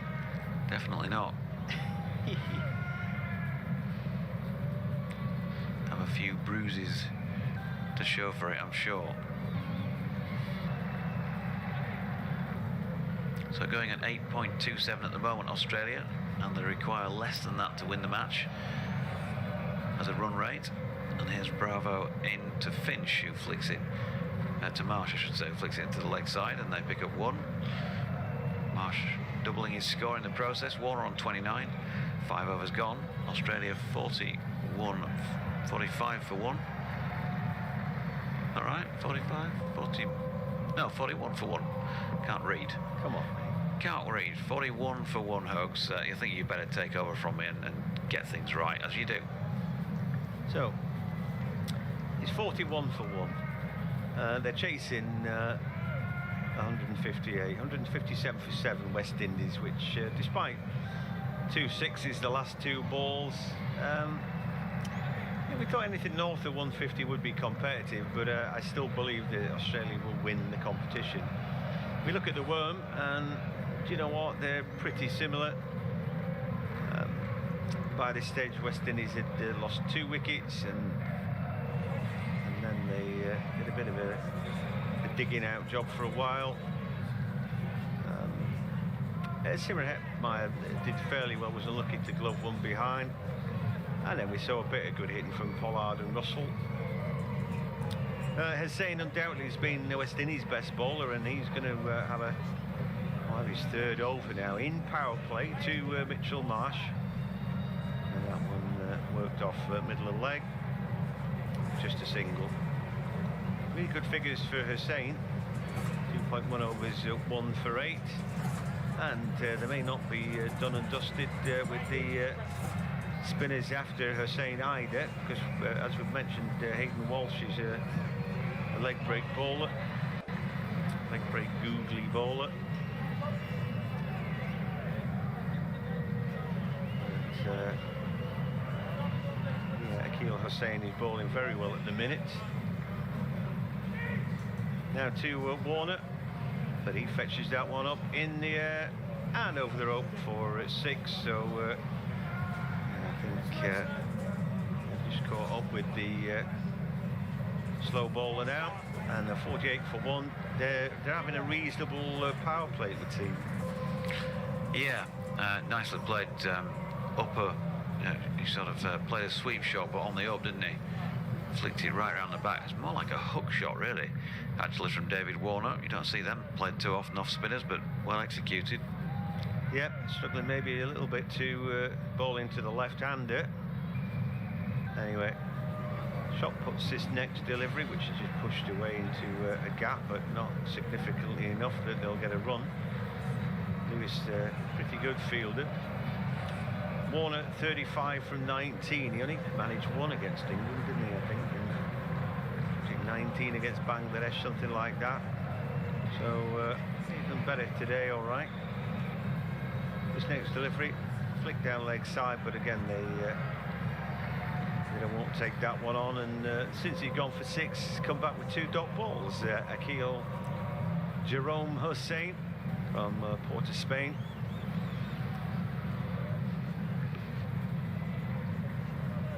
So Hosein down 2, Warner.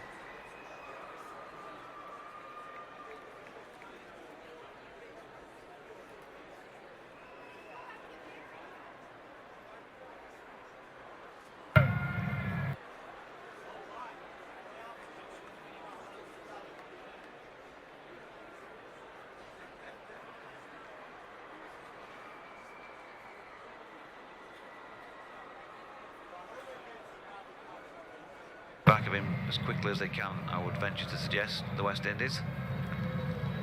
Yep.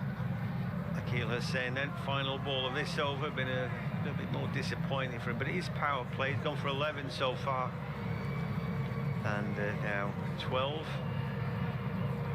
He'll just take a single, I fancy there.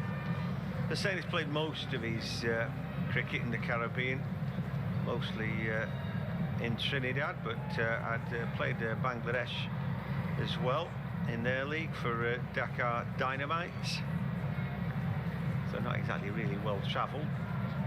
I bowled well up until that over and didn't quite get it right to the left-handed batsman. No, he didn't. Just strained that a little bit too much, width-wise in particular, both sides of the wicket. And it's cost him, and that's the benefit, isn't it, from a batting perspective of the left-hand, right-hand combination. So 53 for 1 off the power play, and Warner very much leading the charge here for Australia.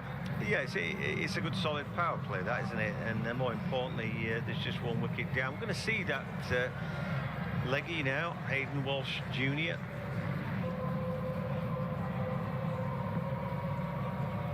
And leggies tend to go pretty well, don't they? Can get hit, but usually expect a couple of wickets thrown in. He's bowling now to Warner. Good first delivery, good line and length that, and they're not giving him any room really to play. 53 miles an hour, his arm's not rushing through. It's good, steady speed.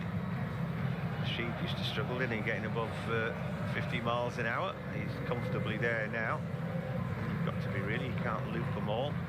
Next delivery, just guided leg side. There is a man there, but hit that sufficiently slowly to take the single before the ball got to Universe Boss.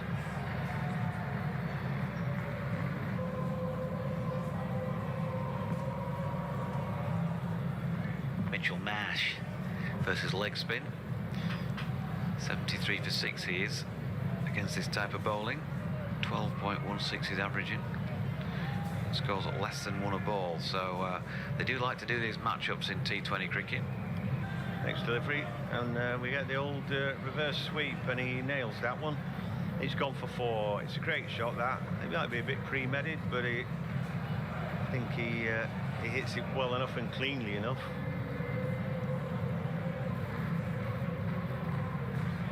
Yep. Right shot's the right ball, it looked like there. He did, and the main thing was that having chosen to do it, he watched it all the way onto the bat and executed it well, got it just finer than the man who was up inside the circle. Yeah, we're outside power play. A nice juicy 4 that for Marsh. Next delivery, and he slogs it the other way. Picked up on the bounce by Hetmyer. Just a single, yeah, ugly miss it shot there, but he gets a run for it. Does that work out? I mean, if he's bowling leg break, the ball's not breaking that much, and well, he has got a googly, but if he's not spinning his stock ball, then are you going to spin a googly? I don't know. Is it all just about where he's pitching the ball? Maybe, and even if he's not turning it, if he goes through with his action, at least he looks like he's trying to do something with it, and still that element of doubt always in the mind of a batter about what the ball might do off the pitch. That ball went straight onto the bat. Warner just flicks it away, propels it forwardly into a big enough gap for a single to the offside. 60 up, so they need less than 100. And plenty of time to get them, and loads of wickets in the 10. Still very much pointing towards an Aussie success. Yeah, at the moment they're getting more than they need. Current run rate 8.78, required 7.44. And this next delivery, again, it hit down into the ground. It's not a great or a gorgeous looking stroke, but it gets a single and it's good enough.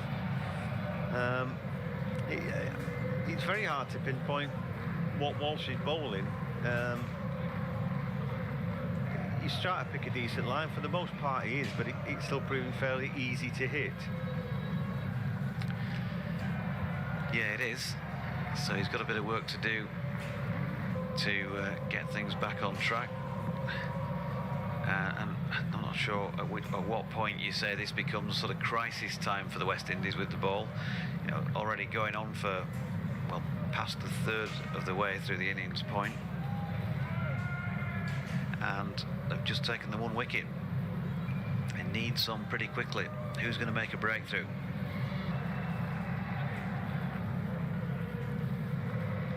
Well, is it going to be Hosein? He's going to be bowled out here. They caught up with him last over, particularly lefty, but Mike fancies his chances against Mitchell Marsh, who's 9 from 7. He's missed it a couple of shots, but anyway.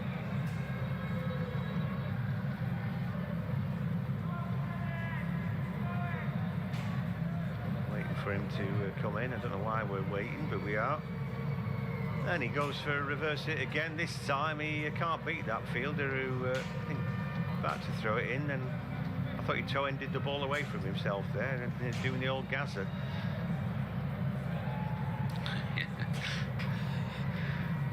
Good little trick that, if you can pull it off. Let's see. Well, they didn't show us how he took the ball away from himself there, but anyway, he did well enough, and that was probably going for 4. And well done, Hayden Walsh. Puffing and blowing now.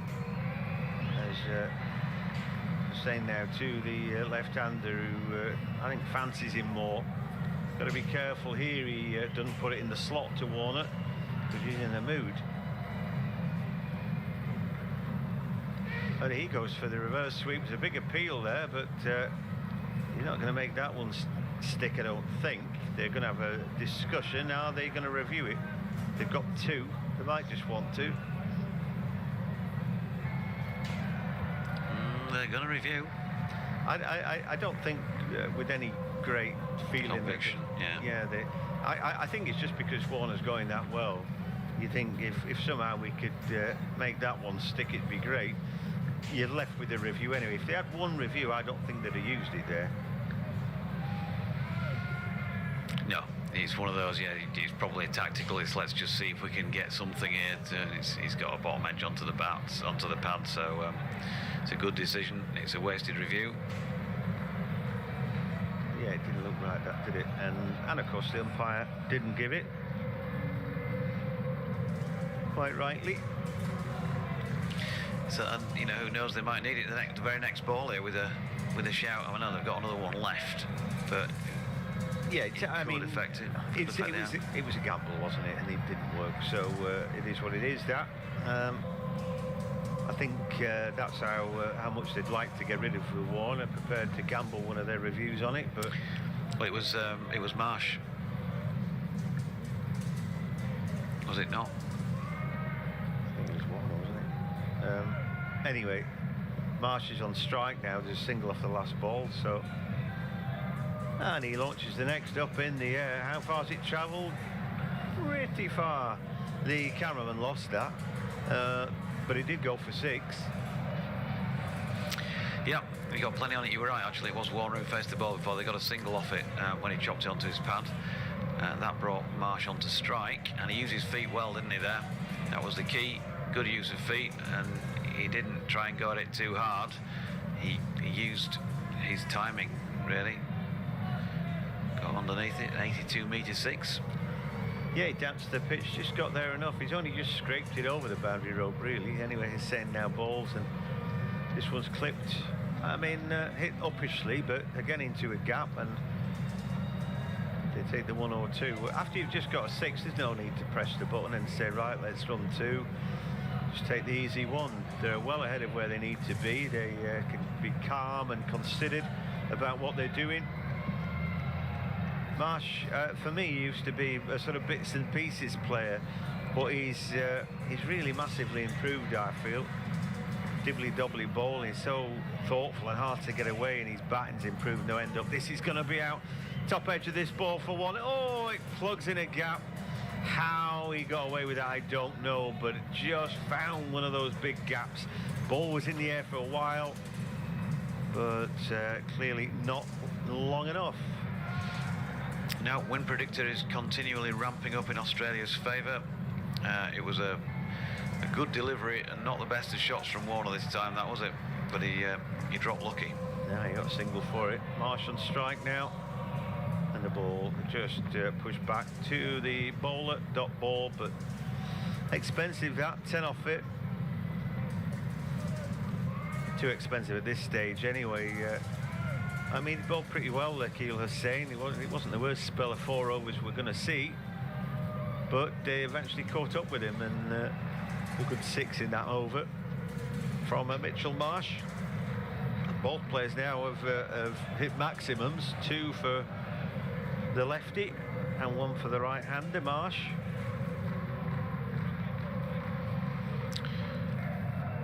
Yeah, 71 for 1, going on for halfway towards getting these. 87 off 72 when you've got 9 wickets in the 10th, and the firepower Australia have got should be, to all intents and purposes, a walk in the park. Yeah, I mean, it sounds terrible to say that West Indies have got a pop gun attack, but they do, I'm afraid. There's nothing outstanding out of it. No brilliant spinner, no 90-mile-an-hour bowler. Anyway, Walsh continues, and he's slogged for 6. I don't have to worry about where that ball's going to go. It's out of the ground. Yep, underneath it, levered it up in the air over cowshot corner. It wanted to be hit, didn't it? It wasn't the best delivery out of the back of the hand. Well, I think that's his googly, but it really doesn't matter which ball it is, because he's overpitched it and he's getting no lateral spin. It was a clean hit that for 82 metres, but it travelled, it carried a long way. So, chance to have a word with the bowler. What are you bowling, kid? Well, it doesn't matter. He's not getting any lateral spin. It doesn't matter what he's bowling. His length's got to be brilliant, and he just overpitched that one. I think you've got to try and drag it short, get them, if they try to hit you, get them dancing down, Anyway, first ball of the over, and I guess you think, oh, just bowl me stock ball and get it slightly wrong, and then we're waiting for him to find the ball because it went that far. Yeah, did go a long way. The young kids were in danger in the little pens off on the peripheral greenery. So I've got a ball finding delay. It shouldn't be too difficult, should it? It's not.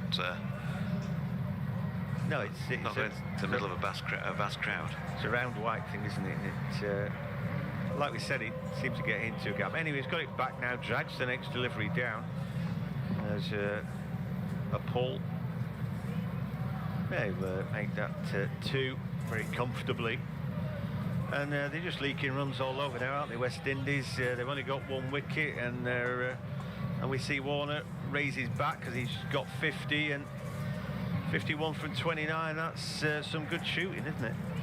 Yeah, he's played well. He's had that odd bit of luck just recently where he donked one up in the air and it dropped in no man's land. But you can probably argue that when you're playing the sort of shots he's done, if you are going to prosper, you're going to need a little bit of luck. It's the next delivery, again flicked past the square leg umpire, and yeah, the runs keep leaking away. 9 off 3 balls this over. Walsh was the man brought in for Rampole, but he's not bowling as well as Ravi Rampole. They might as well have kept the more experienced man out there.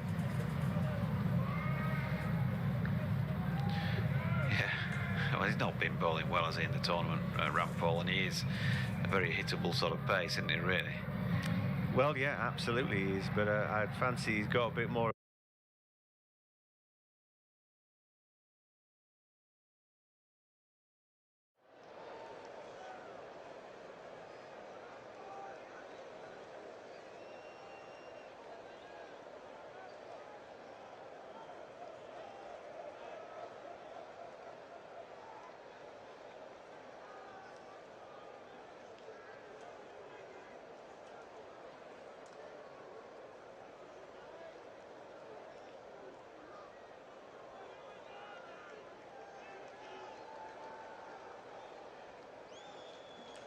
Russell prepares himself.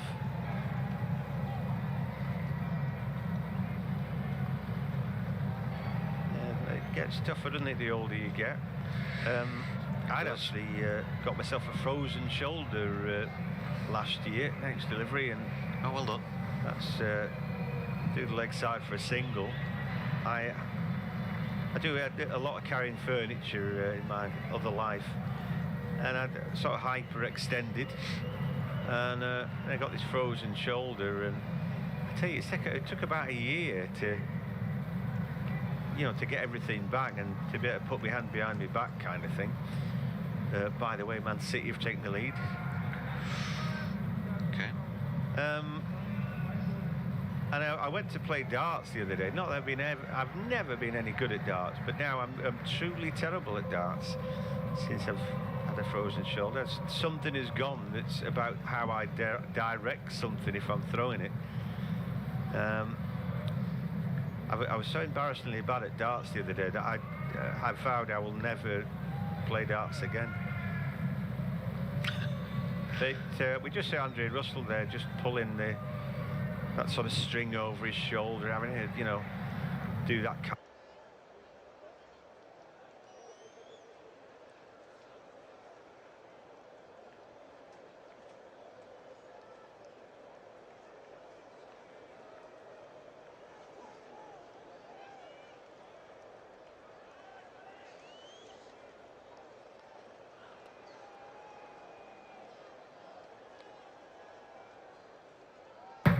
Properly. That's a good way of rebuilding some security. Yeah, I've got those big those band things. Anyway, Andre Russell is going to bowl now, and a good slow ball to start with. His problem there is that his good slow ball is wide. If that was aimed at the wicket, maybe he might have got a wicket, but batsman can have a dart at that, can't he? And he doesn't lose anything by missing the ball. Just, you know, obviously no run, but it was an own goal for Eric Bailey at Old Trafford. It's not going to go down well with the home support. Next will be chopped away for a single. Well, he's under a bit of pressure in his Solskjaer. Whenever you think he's down and out, they come up with a victory, and whenever you expect anything of them, they end up losing, don't they? He did ask for a world-class midfielder and got Ronaldo, didn't he? So might not be all his own fault. Ronaldo no longer world-class then? He's not a midfielder, is he?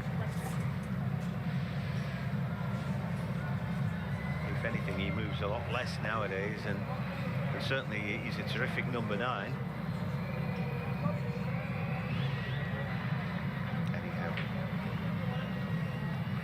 Russell balls to the leg side, and that is heaved over the boundary. Very close to Hosein at the rope, but a big flat 6 that was. Good strong hit, that poor ball. He was. Got what he deserved. Leg stump. Half volley, more or less. Picked it up beautifully, didn't he? Watched it well. And he got it away into sort of long leg region. Just did enough just to carry the boundary. Well, they're making short work of this, aren't they? 89 for 1, they need 69 from 63. Watching Australia bowl had been agonising. Thankfully, they're a bit quicker at batting, so it would seem. And I think they could end up getting this done with about, 3 overs, 4 overs to spare, maybe? Well, it'd be nice from a lunch perspective. But I can't be seen to be cheering the Aussies on, clearly. I mean, no, for me, ideally, West Indies would have won this game. But the long and short of it is I want the best team to win. And it does look like that's going to be Australia. Next delivery is another shocker. Oh, on a misfield from Hosein. You are kidding me. It's in his hands and out of his hands, and it's gone for 4. Oh, they might as well pack up and go home. Yeah, that's a shocker. They've got it down to nearly 1 a ball, and very, very, very disgruntled bowler, because it's just routine. That is routine in the playground, let alone on an international stage. Well, you get your body behind it. You make sure. Next delivery squirts through a gap for 4. It wasn't a brilliant shot, but, well, Trey Russell here is getting kited around. They need 61 from 61. I said when it gets to less than a run a ball, you might as well not bother. They're 1 wicket down, and for me, they're 95% won this game.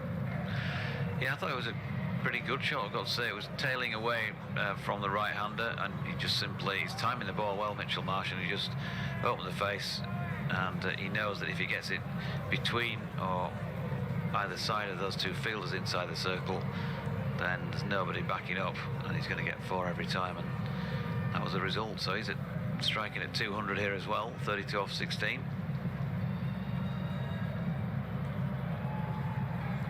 So Russell then to finish the over off to Marsh, waits for his slow ball, drives him, and will take a single. It's expensive, too expensive, that over, and the older hands come in like Trey Russell, and you think, yeah, bags of experience, but yeah, you've been there and done it, but what's his superpower anymore? I don't see that. If you, like I said, if you haven't got any great pace, then you're messing about with slightly slower balls, your quick balls about 80, and he doesn't add up to much, and it's too easy to hit. So yeah, that's what's proving to be the case. So we got that mid-innings extended break for drinks, 98 for 1.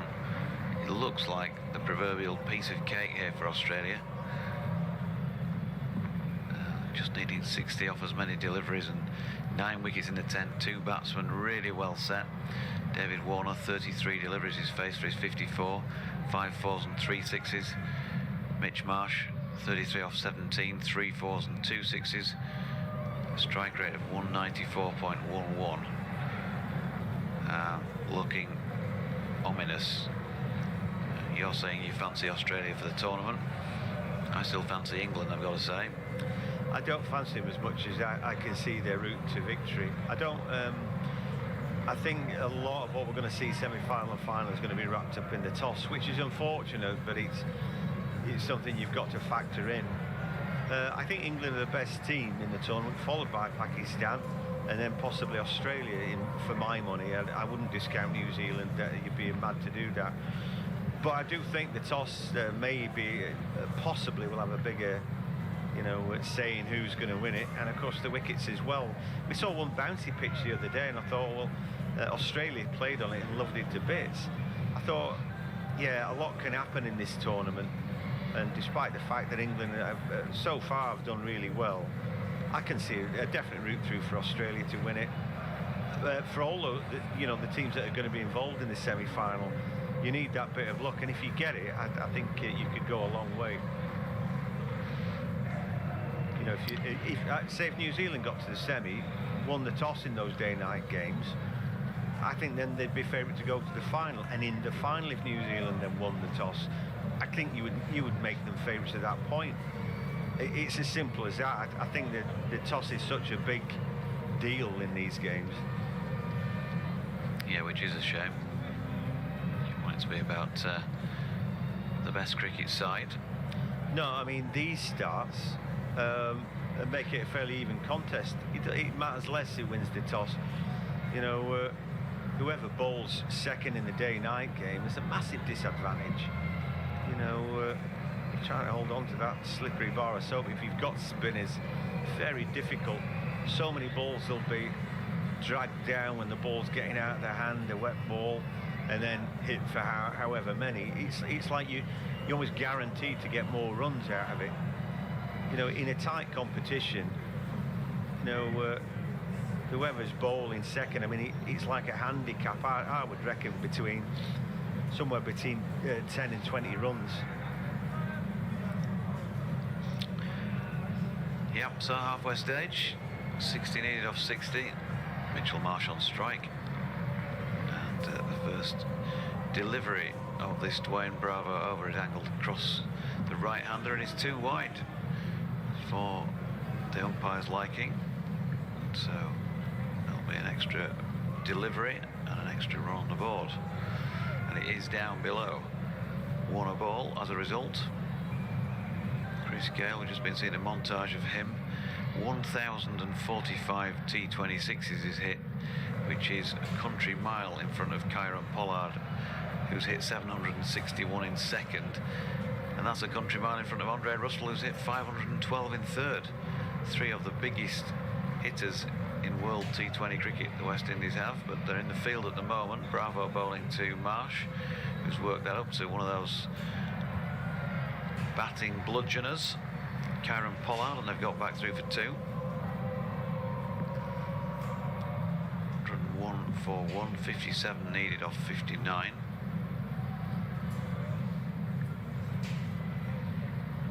Marsh 35 and Warner on 54 now from 33.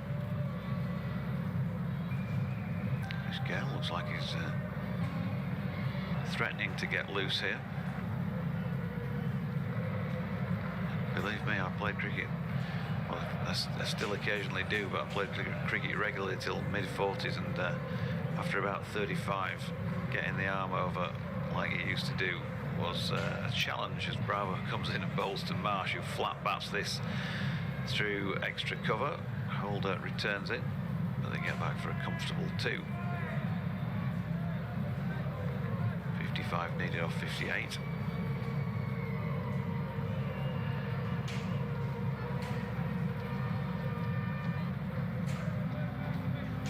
So Warner 54. Marsh 37 now off 19. He's the man on strike. 5 from the over so far, just 2 legitimate deliveries.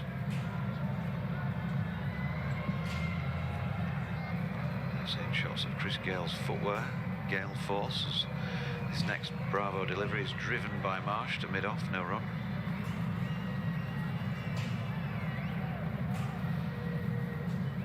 T20 T20 magical moments. Gayle smashes Lee out of the park. Australia versus West Indies in 2009. And he literally did smash him out of the park. That's out of the stadium at the Oval, I think it was. Yeah, right out onto the road. Somebody would have been surprised. See that corky ball bouncing down the street.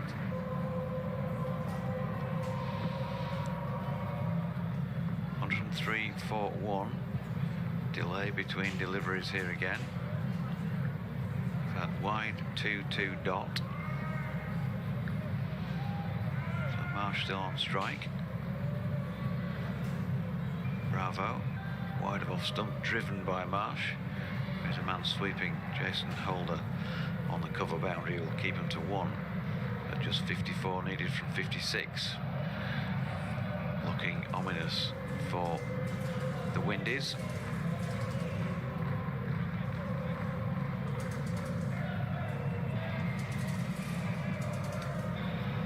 Yeah, those runs have scored themselves now. They're less than a run a ball out of 54 from 56. I didn't think it would be. Warner's gone well today, hasn't he? 54 from 33. Marsh not doing bad either, 38 from 21. It's a perfect prep game for them, for a team who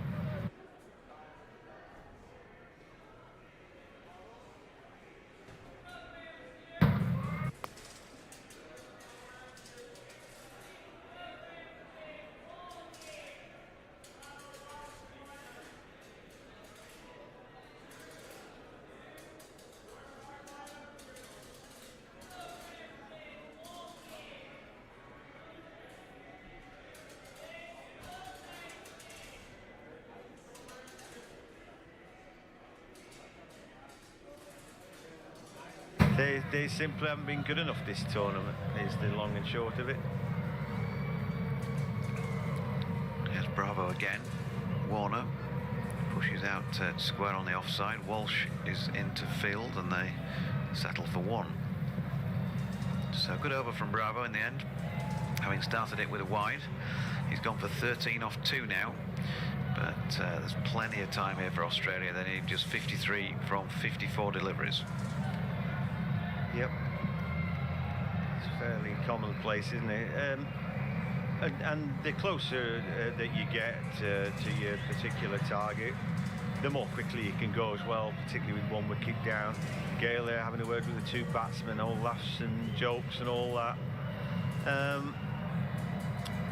It is what it is, that, but the sense that this is a contest has sort of disappeared, really. And all it is now is a procession towards Australia's inevitable victory, it would seem. So Warner 55 and Marsh 38. 9 overs remaining. They were getting through these overs pretty quickly, and it really does feel like it's slowed in the last 2 or 3 overs. What have we got now? 4 minutes to go before 1 o'clock. This match has been underway since 10, with only a short break between innings, and we've only seen 31 overs bowled in the match. In about 2 3/4 hours worth of playing time, 2 hours and 40 minutes. Russell's just lost the ball on his way in to bowl it. Warner has a smile.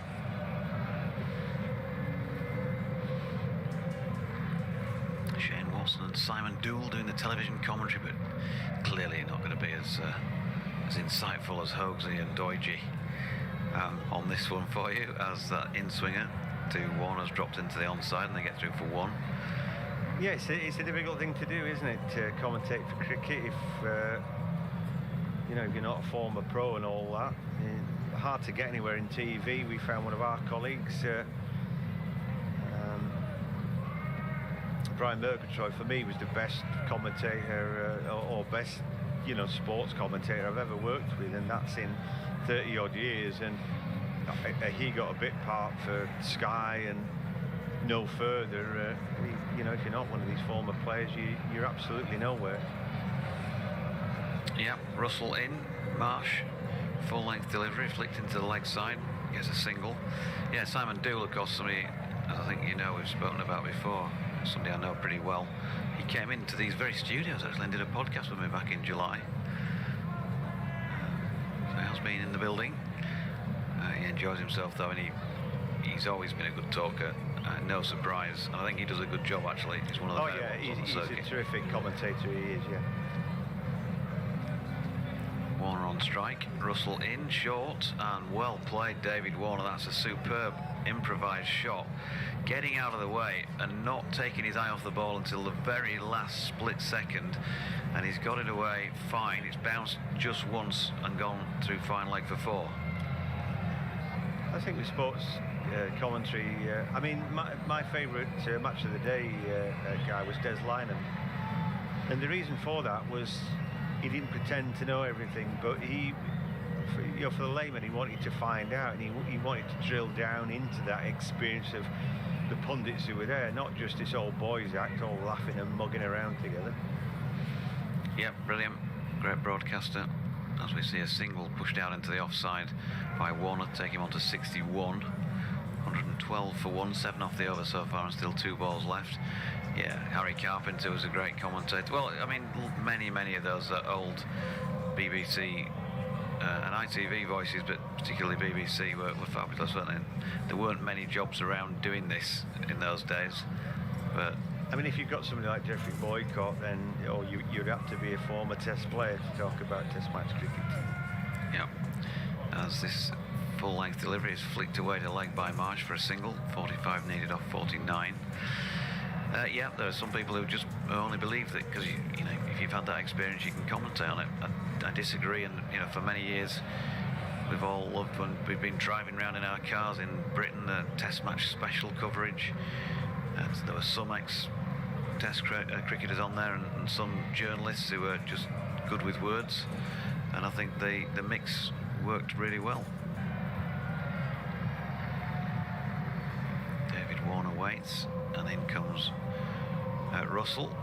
Warner happy to just drop this into the offside for a single. Think about somebody like Charles Culver with Sky. You know, Charles, I don't think he played much of a level of cricket from one or two of the comments that you heard over the years on his commentaries, but he could certainly put it across. He asked, you know, good questions, and he was a regular commentator, wasn't he, for a while, and then gradually, I don't know if it was by his choice, I shouldn't imagine it was. He was gradually sort of shunted down the pecking order to being a presenter of the highlights programme. Yeah, that's right. I mean, the thing is,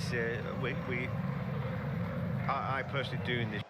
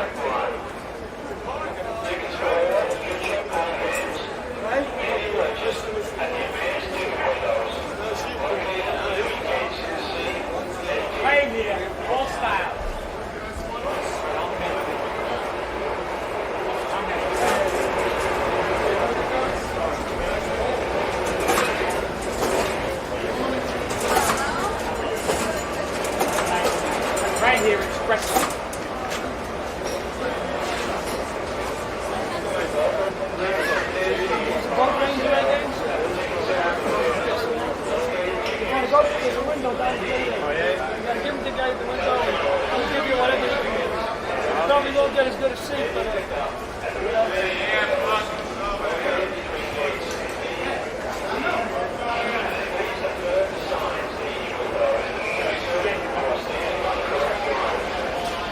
this way, sir.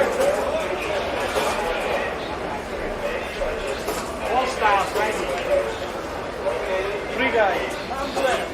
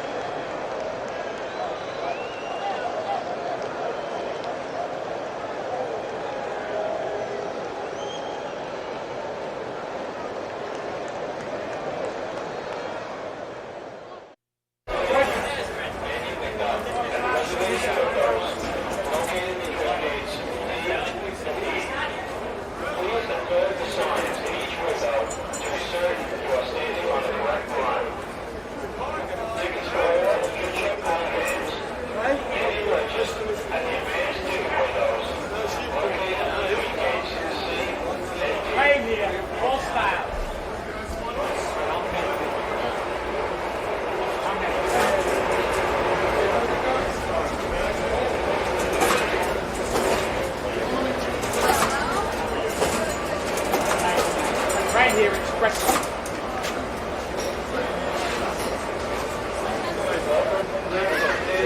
Boat ranger again? You want to go to the window down the gate. You got to give him the guy at the window. He'll give you whatever you can get. You probably won't get as good a seat, but